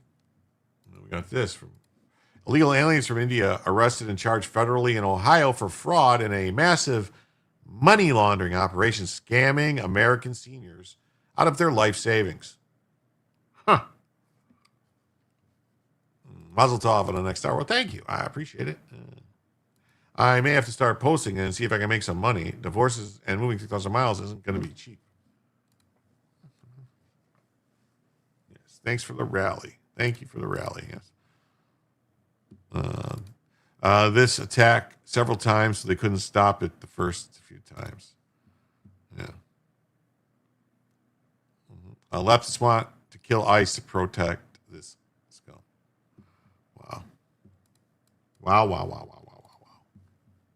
2 men are facing federal charges after a massive money laundering bust that all ties back to a Toledo student. Tejas Patel and Navya Bhatt are both facing 3 counts of money laundering. They were just arrested. Federal agents say the two were part of a massive scam that we first told you about back in May of 2025. The scams defrauded multiple people out of hundreds of thousands of dollars in Michigan, Pennsylvania, and Ohio. The group was allegedly involved in multiple scams, including PayPal schemes, the Microsoft computer fixes, and Bitcoin scams. The victims were often ordered to pay in gold bars, Bitcoin, or large amounts of cash and told to put it outside of their door. That includes a woman in Toledo who was scammed. After the group claims they were with the Federal Trade Commission, she turned over $40,000 in cash. Meanwhile, Patel and Bhatt both appeared in federal court within the past hour. Patel waived his preliminary hearings. They'll both be back in court February 6th. Patel will be for a detention hearing. Now, as for Bhatt, he is facing an ICE detainer at this point. Another court date has not been set. Wow. An ICE detainer. Wow. There used to be a time when people who did stuff like that, preyed on the innocent and the weak, were dealt with swiftly. Swift justice. Justice delayed is justice denied. It's so insane that Dems insist on protecting these illegal aliens instead of the citizens of this country. It is insane. Muse says, closed border. Illegal immigrants caught blasting guns on a packed highway. Hey, old school. What's up? Great to see you. Thanks for being here. Do not redeem. No, yes. Glad to help. At least one more hour of fun. Yeah. Spuds. What's up, Spuds? Great to see Spuds. Yep. And they were shooting at a family in a road rage attack. Democrats don't even want them deported because they haven't been convicted of a crime. Wow.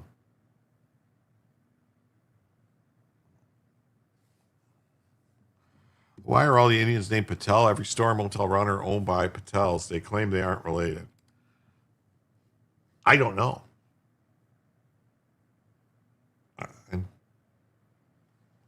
I don't know. But here's look at these people with the guns and stuff firing in the road.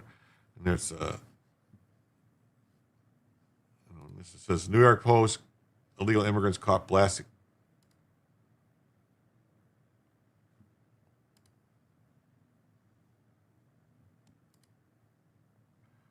Oh. On a highway. Look at this. So let's look. We're going to pull up the story right quick just to look at it and see it. And it says illegal immigrants caught blasting guns on packed Texas highway, shooting at family in road rage attack. Road rage attack. What is wrong with me? A viral video showing gunmen firing from a Dallas bridge on New Year's has now led to multiple arrests.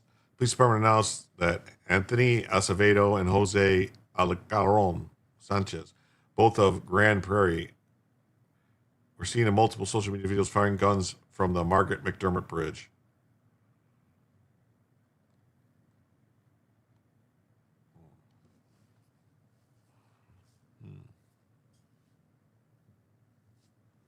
During the investigation, they learned they've been arrested early in the same morning for a similar firearm offense. What? As the case expanded, investigators uncovered evidence linking a 25-year-old to a separate road rage attack. With assistance from the ATF, investigators executed a search warrant and recovered multiple firearms.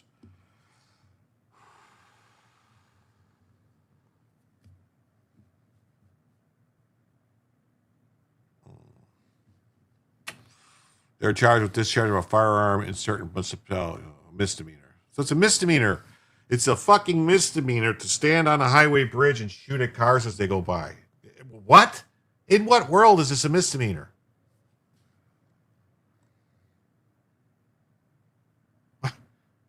What? In what world is this a misdemeanor? What is going on? In what world? In what world? In what world would this be a misdemeanor? Wow. That's just nuts. Look at this. Breaking. DEI Democrat-run New Orleans Police Department caught again hiring illegal aliens as cops. Today, ICE arrested another police recruit.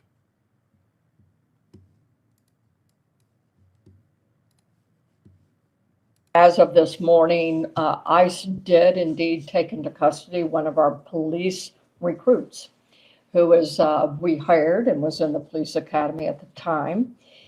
We've had conversations with ICE regarding this.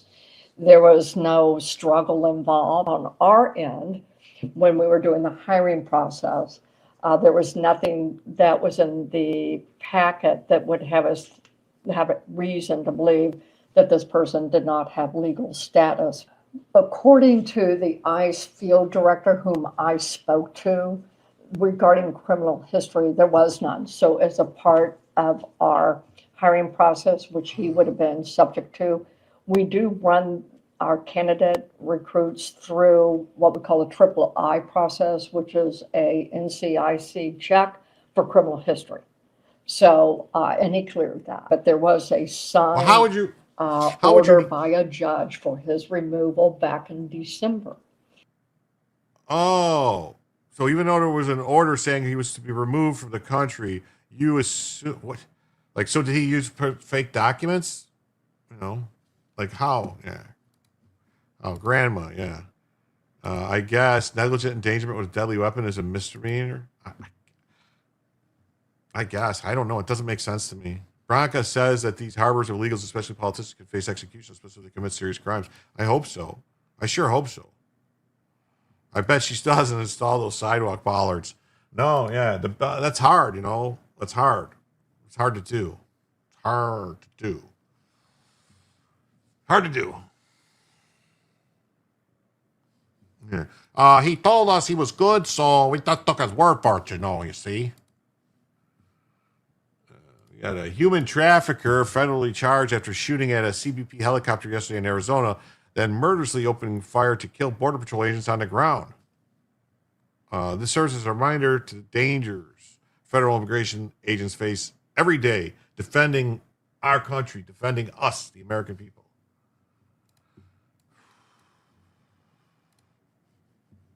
Breaking news on the shooting involving a man and a Border Patrol agent near the U.S.-Mexico border. This just came into our newsroom.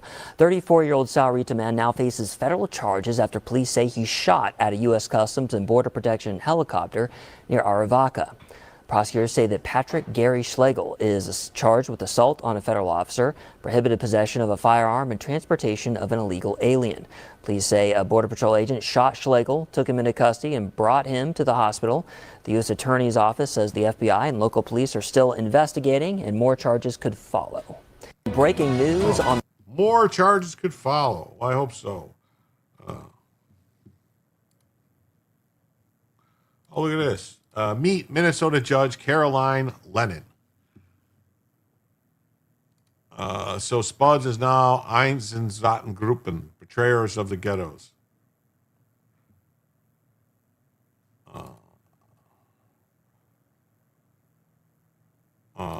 Hey, Jim, I do not want my payment for a sub to go to that Dr. C. Oh, well, I tried to give a sub to someone else. I guess that's the way Kick works. What a mess. Who's Dr. C? What? Oh, you gift us? Did you gift a sub on Kick? I didn't even see it. Oh, it says. Oh, I'm sorry. It didn't pop up. It says Constitutional Freedom gifted a sub to the community. They've gifted 2 subs in the channel. Well, thank you. Wow, thank you. So that's. I did not even get a notification of the. I didn't get a notification of it.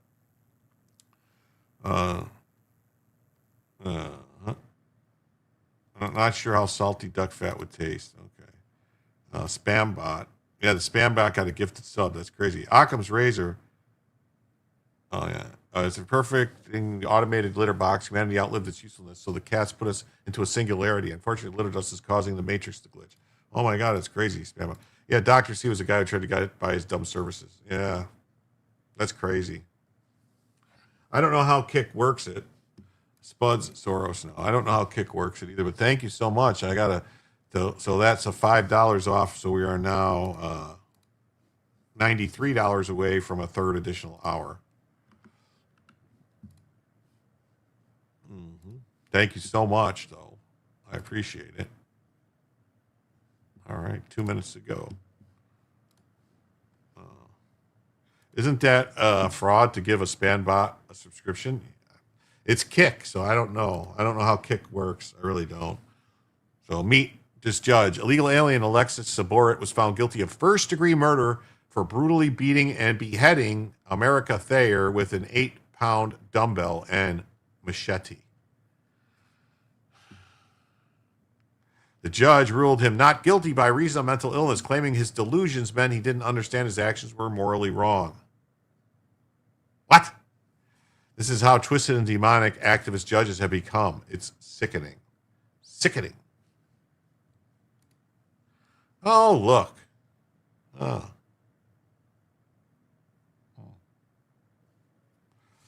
What do you know? Minnesota man originally convicted of beheading his girlfriend acquitted due to mental illness. Minnesota man who beheaded his girlfriend in front of several witnesses in 2021 was found not guilty of murder to mental illness this week.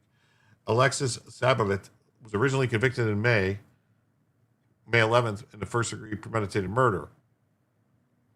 Fox 9 Minneapolis reported that Judge Caroline Levitt ruled on his mental competency Monday after psychologists found the suspect's mental illness prevented him from understanding his actions were morally wrong. Wow. So if you're telling me if someone doesn't believe something is morally wrong, I mean, so basically you're saying if someone has no morality, you can't put them in jail because they have no morality. Well, they didn't understand something was wrong. That's crazy.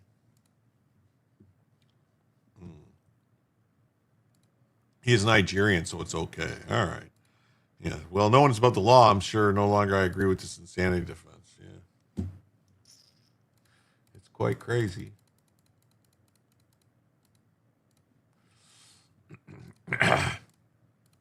This just in. A man who was arrested for molesting a 7-year-old girl in Georgia turns out to be an illegal alien. We did see this story already. It got put in 2 places. I apologize.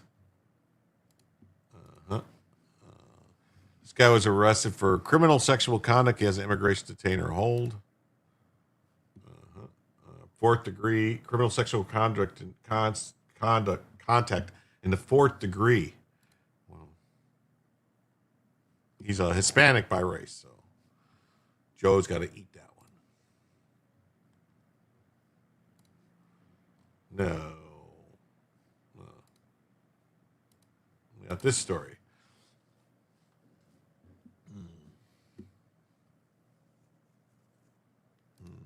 He better apologize to us soon or we vote on his citizenship here. Okay. Wow, but no one's about the law. Yeah. Welcome to the Islamic States. This isn't just wonderful. Yeah. Yep. Okay, he's just talking about Spuds. Talking about Spuds. All right, so this guy, this is from the United States Attorney Bill. Anyway, an illegal alien from Mexico and a former resident of Paramount was sentenced today to 4 years in federal prison for throwing a Molotov cocktail at law enforcement as well as lawful protesters during anti-ICE raid. He's once released from prison, ICE will deport him back to Mexico. Molotov cocktails. Anyway, so we got that. Oh, this guy. This is the guy. Oh, wait.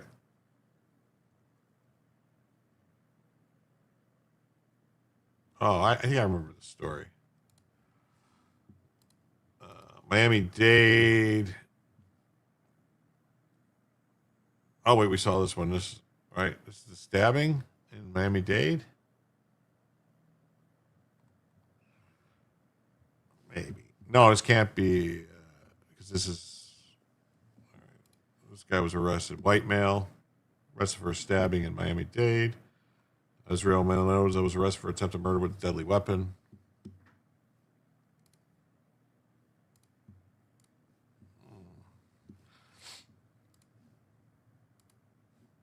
Okay.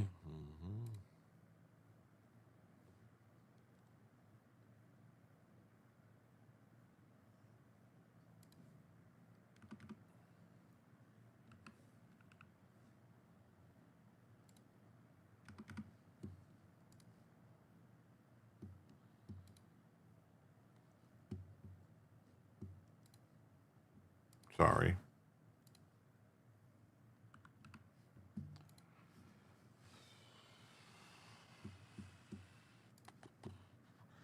Constitutional Freedom says, when will we arrest the judges? They swear to uphold the Constitution. It means zero to them. I know. I want them arrested now. That's what I'm saying. Arrest them now.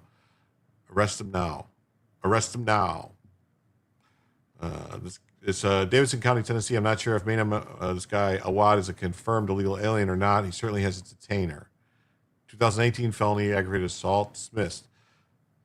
2020 domestic assault misdemeanor, guilty.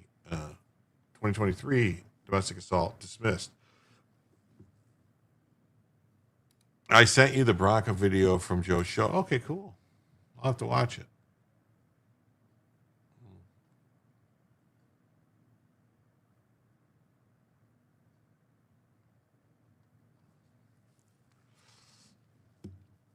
I think we saw this one. Yeah, we saw this one. What's this say? Off-duty cop who should be an ICE agent busts illegal alien Colombian burglary ring operating in sanctuary cities of Wisconsin. Detectives recovered $570,000 worth of cash and jewelry and a hit list of 30 addresses linked to burglaries across the state dating back to 2023. I don't think Joe was on tonight. I don't see him. I don't see him nowhere. I don't know why he's feel tired. I don't think Joe was on tonight.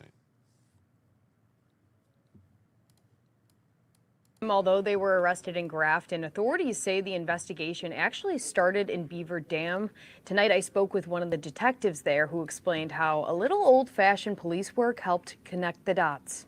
Probably a targeted crime. Suspicious activity. That's what Beaver Dam Police Detective Daniel Kuntz says. An off-duty officer reported when looking on his home surveillance camera Tuesday night. Obviously, being in law enforcement, he immediately recognized this as not normal activity. And it wasn't. When police arrived Tuesday, they discovered a home down the street was broken into, and prosecutors say it was these four men who were behind the heist. After the scene investigation had completed, our next obvious step was trying to identify a suspect vehicle or suspects. Kuntz says they did that fast, and hours later, deputies in Ozaukee County spotted the suspects at a rental home in Grafton. Can begin swarming that area looking for that vehicle before the suspects commit crimes in their communities. So in this case, that's precisely what happened.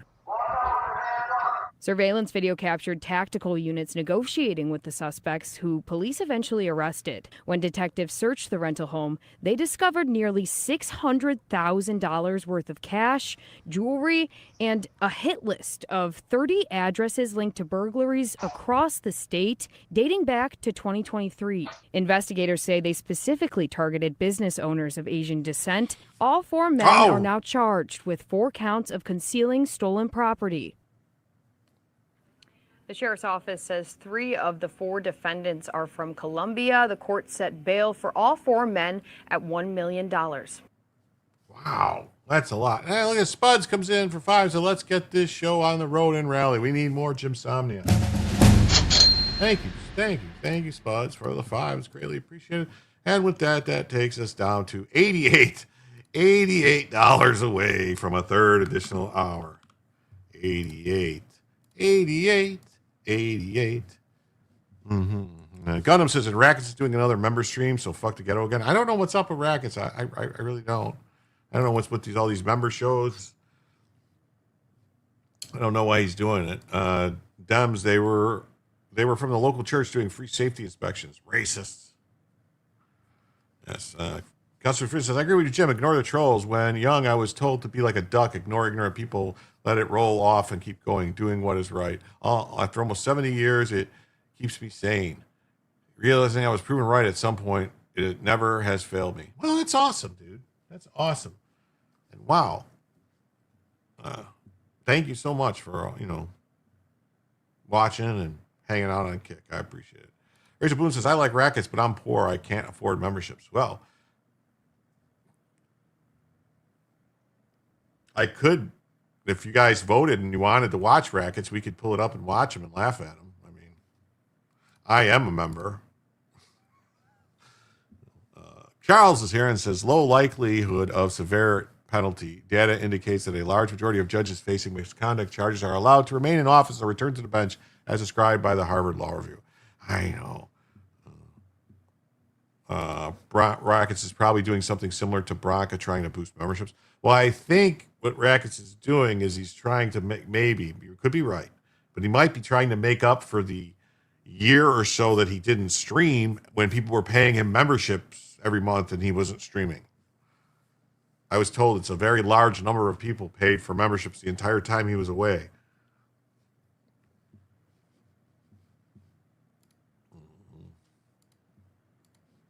Dapper Detective says, police arrest 3 more illegal aliens belonging to a transnational crime ring behind multiple California burglaries, but can't notify ICE because of Gavin Newsom's sanctuary laws. Harboring illegal aliens that rape, rob, burglarize, and murder is how Democrats win elections.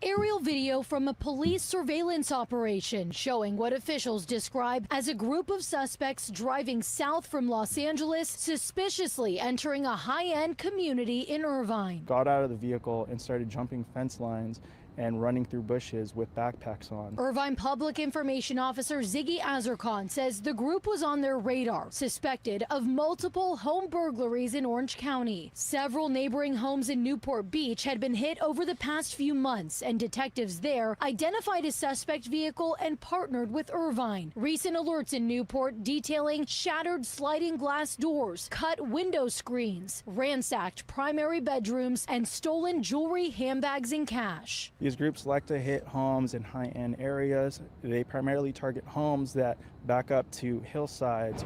For weeks, Irvine's Crime Impact Unit has conducted surveillance across Los Angeles, identifying several suspects, watching them as they made their way down to Irvine. The suspects were spooked, seen crawling in bushes and jumping back in their car. But on Wednesday, 3 suspects were arrested in Los Angeles. This is an organized crew.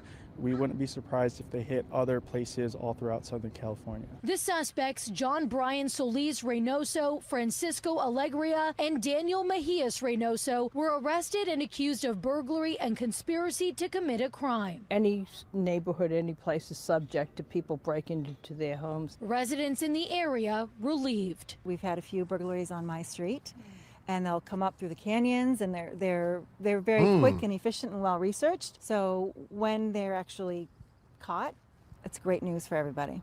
Oh yes, when you catch the criminals, great news for Police say everybody. they are still searching for 1 additional suspect. We're told the 3 who were arrested are not eligible for bail. Oh, that's good. They're not eligible for bail. That's good. That's good news. They won't just let them go. Look at this.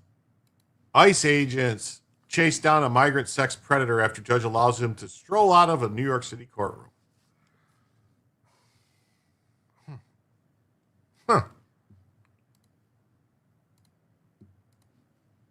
ICE agents chase down migrant sex predator.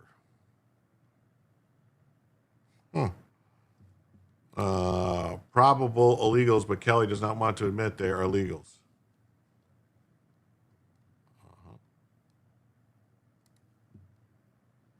Let's see. At a press conference out, Borders czar Tom Homan. Let's see. You guys were talking about you want to hear good stuff. Okay, here's Tom Homan.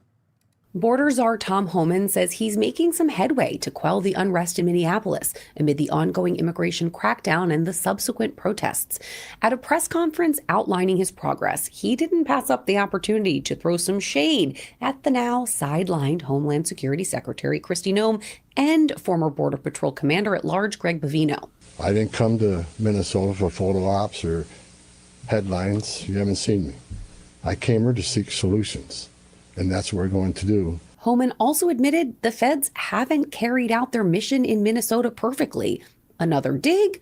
Maybe. Or just pointing out the obvious.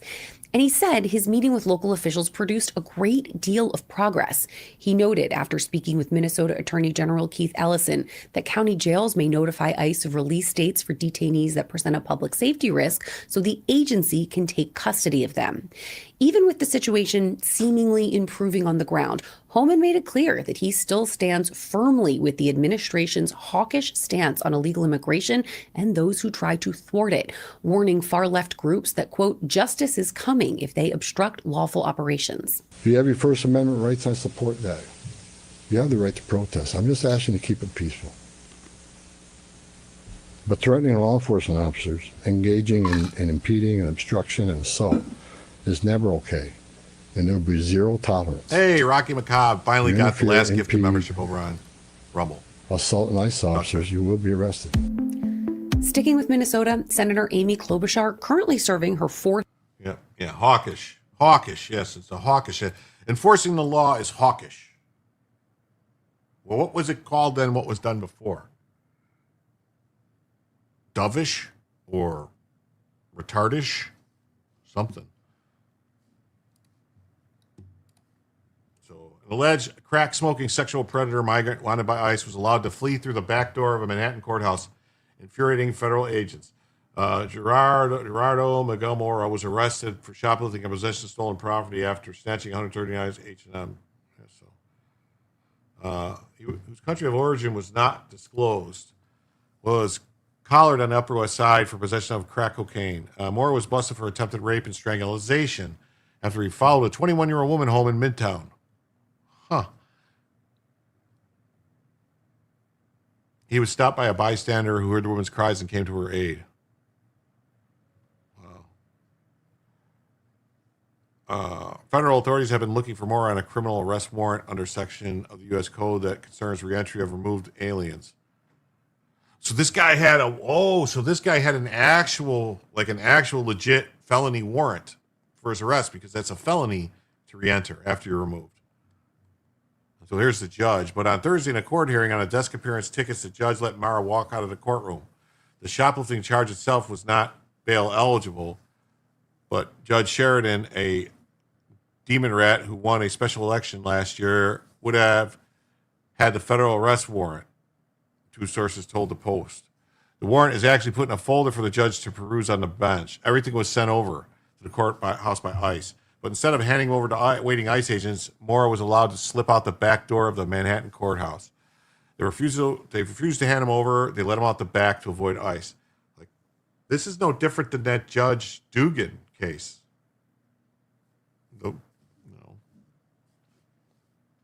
This is actually worse because this is an actual arrest warrant. Mora is now in federal custody.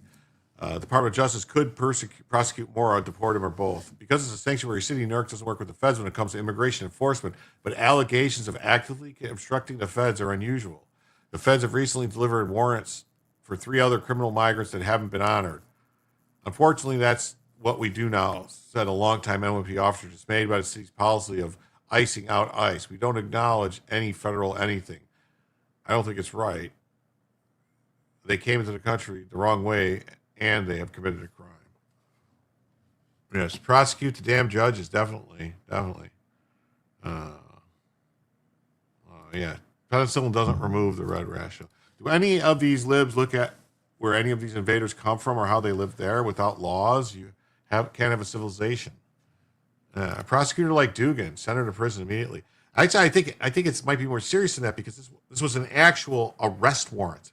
because he was wanted on a federal felony, a crime, like like it's not like, oh, it's an administrative ICE warrant. No, this was an actual criminal warrant for his arrest.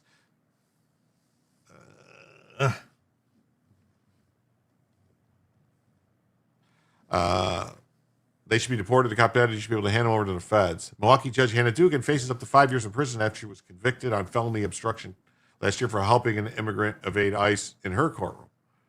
Jack Brown of the State Office of Court Administration did not return requests for comment. Felony aiding and abetting something.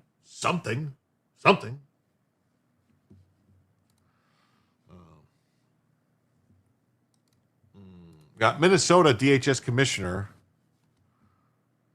Shireen Gandhi has just revealed that despite billions lost to fraud, over 100,000 Medicaid claims in the last review cycle were processed without a single referral to the Office of the Inspector General for review.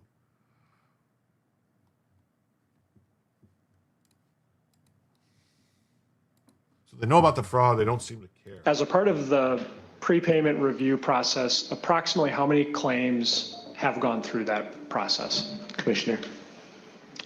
Chairman, Senator, what is it now? Well, about 100,000 a cycle. Senator.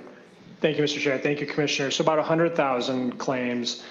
Of those 100,000 claims, how many have been referred to DHS's OIG for investigation for fraud? Commissioner.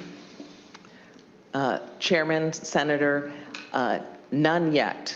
Right now, we have denied claims, but we have not found something that has indicated fraud on the prepayment end and referred it to OIG. That will change over time. This is a very new process. I would say that we are in the crawling phase. So we're crawling, then walking, then running. Prepayment review is not something that this state has done. This is a new effort with these 14 high-risk programs. We are working with the vendor, and each, as you heard. So yeah, they're saying they've never done any like oversight of any of these things. Hey, if Third Ralphie's here, what's up? Great to see you. Thank you for being. Yes. Oh, that was. Yeah.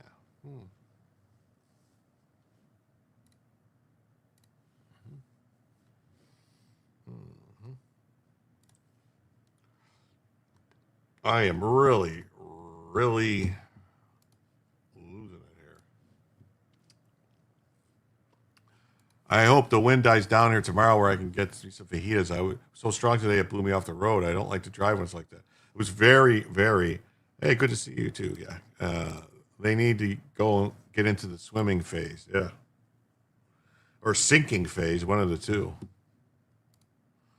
Well, this is infuriating right here. It says a savage thug who brutally beat a random stranger nearly to death on a Chicago CTA Pink Line train, leaving the victim in a coma with traumatic brain injury, broken ribs, fractured skull, and months in the hospital, walks free with zero prison time.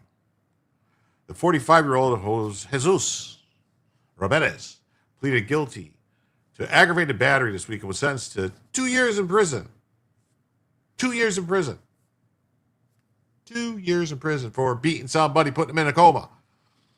However, he received credit for more than a year he spent on electronic monitoring. And Illinois law automatically reduces sentences by 50%.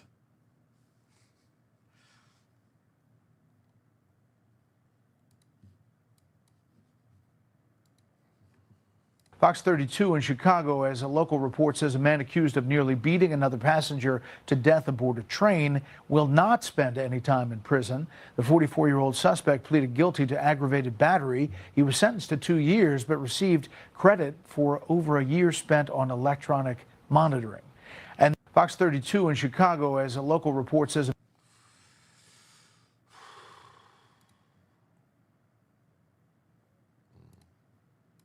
oh, well, now at least Gavin Newsom is admitting, and Elon Musk is sure. Gavin Newsom admits there's massive fraud in California, but says he's been after it for years and years before Dr. Oz was even on the scene.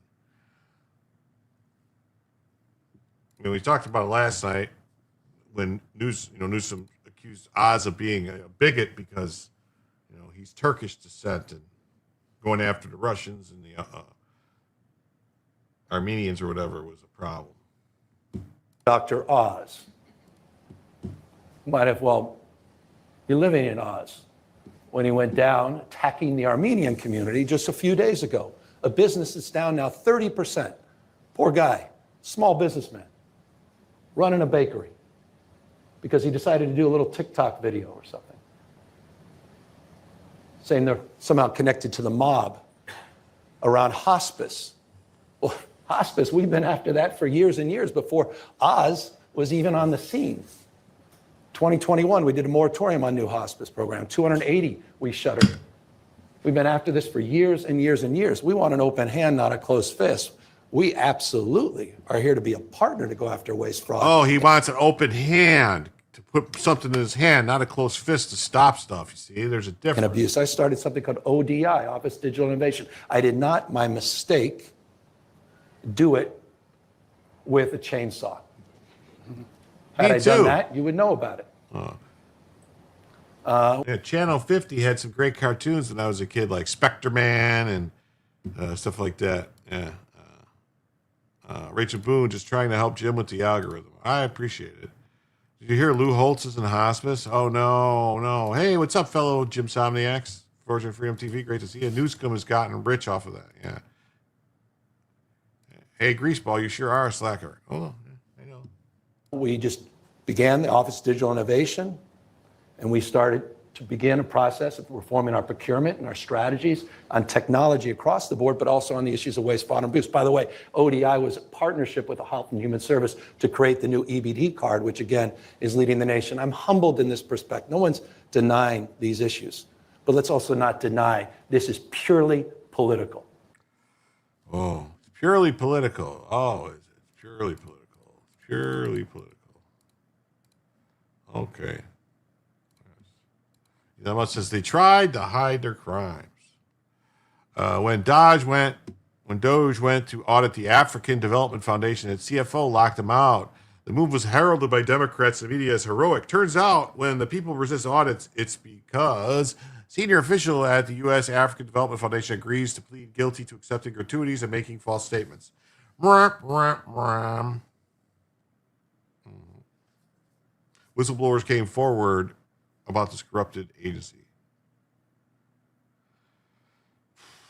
I don't think there's anyone who says so much without saying anything more than Gavin Newsom does. Well, that's what he does. His American Psycho persona is unreal. It is. It is crazy.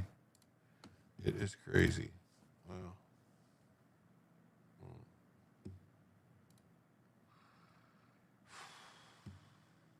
Uh-oh, what's this? Former Colorado State Senator Sonia Jaquez Lewis is convicted of felony fraud, caught forging documents to dodge an ethics probe into her abusive treatment of staff. Uh-oh. Uh-oh. Former Colorado Senator just convicted of 4 felonies for faking documents during a legislative investigation. A jury found Sonia Jaquez Lewis guilty of 1 count of attempt to influence a public servant, which carries a sentence of 2 to 6 years, and 3 counts of forgery, with each carrying the potential of 1 to 3 years in prison. She will be sentenced February 27th. Former Colorado Senator. Wow. We got Corey DeAngelis posted this. He said an independent journalist just caught an associate dean and professor at ASU admitting they still push DEI.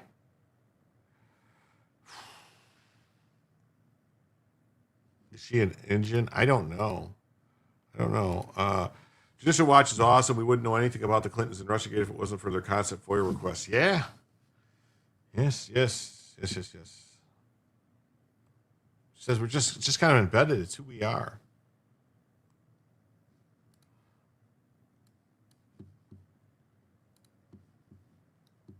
Yeah, we started changing language, but we're still doing the same thing.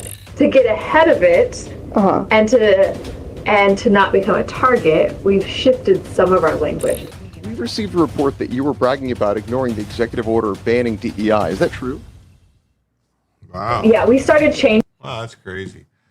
Look at this. Oh, this is we got this is just insane. I hope Joe's still here. He's gonna like this. So a Texas judge named Rosie Speedlin Gonzalez. So Speedlin Gonzalez, who was just arrested for handcuffing an attorney, was in a battle over her pride flags. She claimed she was targeted for being asked to remove all her LGBTQ merch from around her courtroom. So what did you think? Do you think if there was a judge whose name was Speedlin Gonzalez, you would have to picture this person?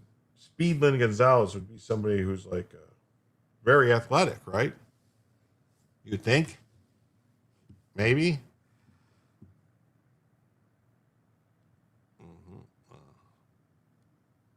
She claimed she was targeted for being, these DEI judges are a disgrace.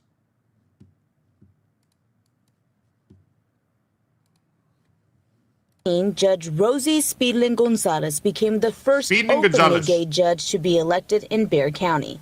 Within months of taking the bench, a complaint was made by a local defense attorney to the State Commission on Judicial Conduct about the rainbow pride flag she had in her courtroom. It came across very much like I was being targeted and discriminated against. And it wasn't just the rainbow pride flag that she was forced to remove. I was also ordered to remove all rainbows from the courtroom.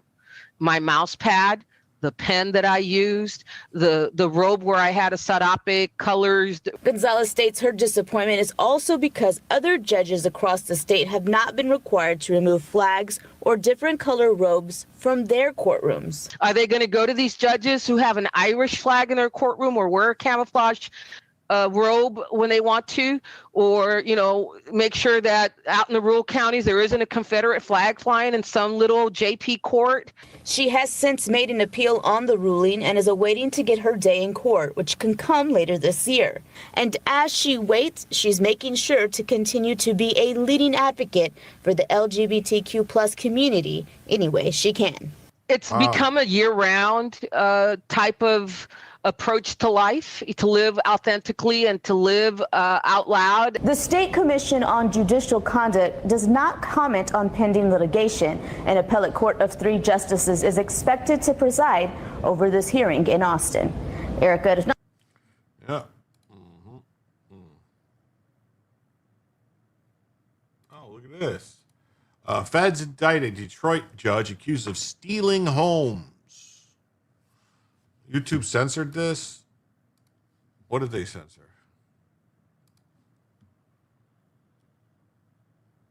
What?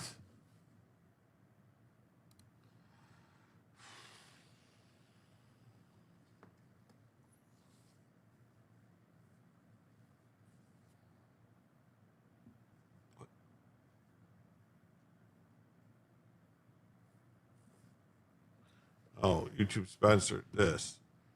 So, no, actually, StreamYard censored it too, because I don't see it. And wait.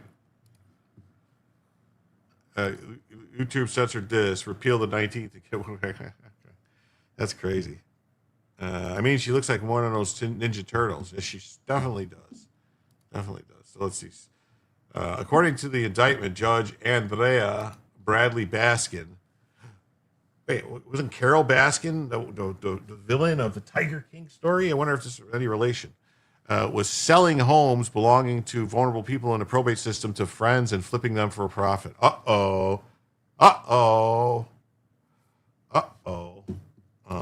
want to live authentically. I want to tell all these jackasses what I think of them, but they destroy me for that. Don't knock it till you try it. Grateful to the DOJ for tackling this corruption. Oh, no. Oh, no. Say it ain't so. Say it ain't so.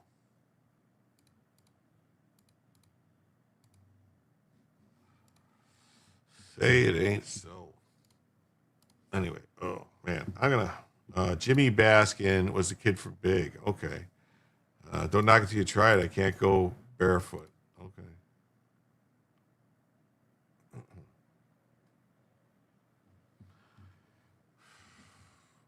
So this is going to be something. So a globe-trotting judge is accused of blowing money stolen from elderly and incapacitated people on a dive bar. a luxury car, a ritzy downtown condominium. Oh my God, this is crazy. Folks, I am falling asleep. I don't know. I have to apologize. I owe you guys a half hour. I will add it to tomorrow's show, a half hour. I can't stay awake any longer. I am sorry. I'm losing it here. So I'm going to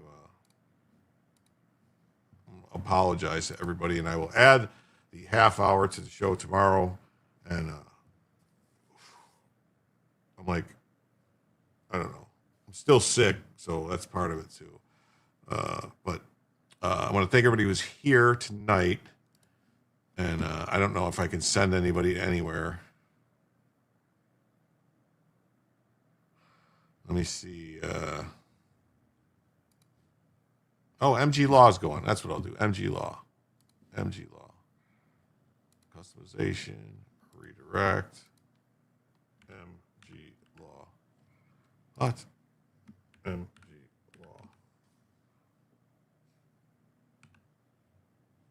There we go. Do that. All right. And then I want to thank everybody who was here and wish you all the have a wonderful evening. Stay warm, stay warm, and all that. And I'll see you all tomorrow. You guys can come on back for Jim to tell you the news. I hope you feel better in the morning. Good night, all. Thank you. Good night, people.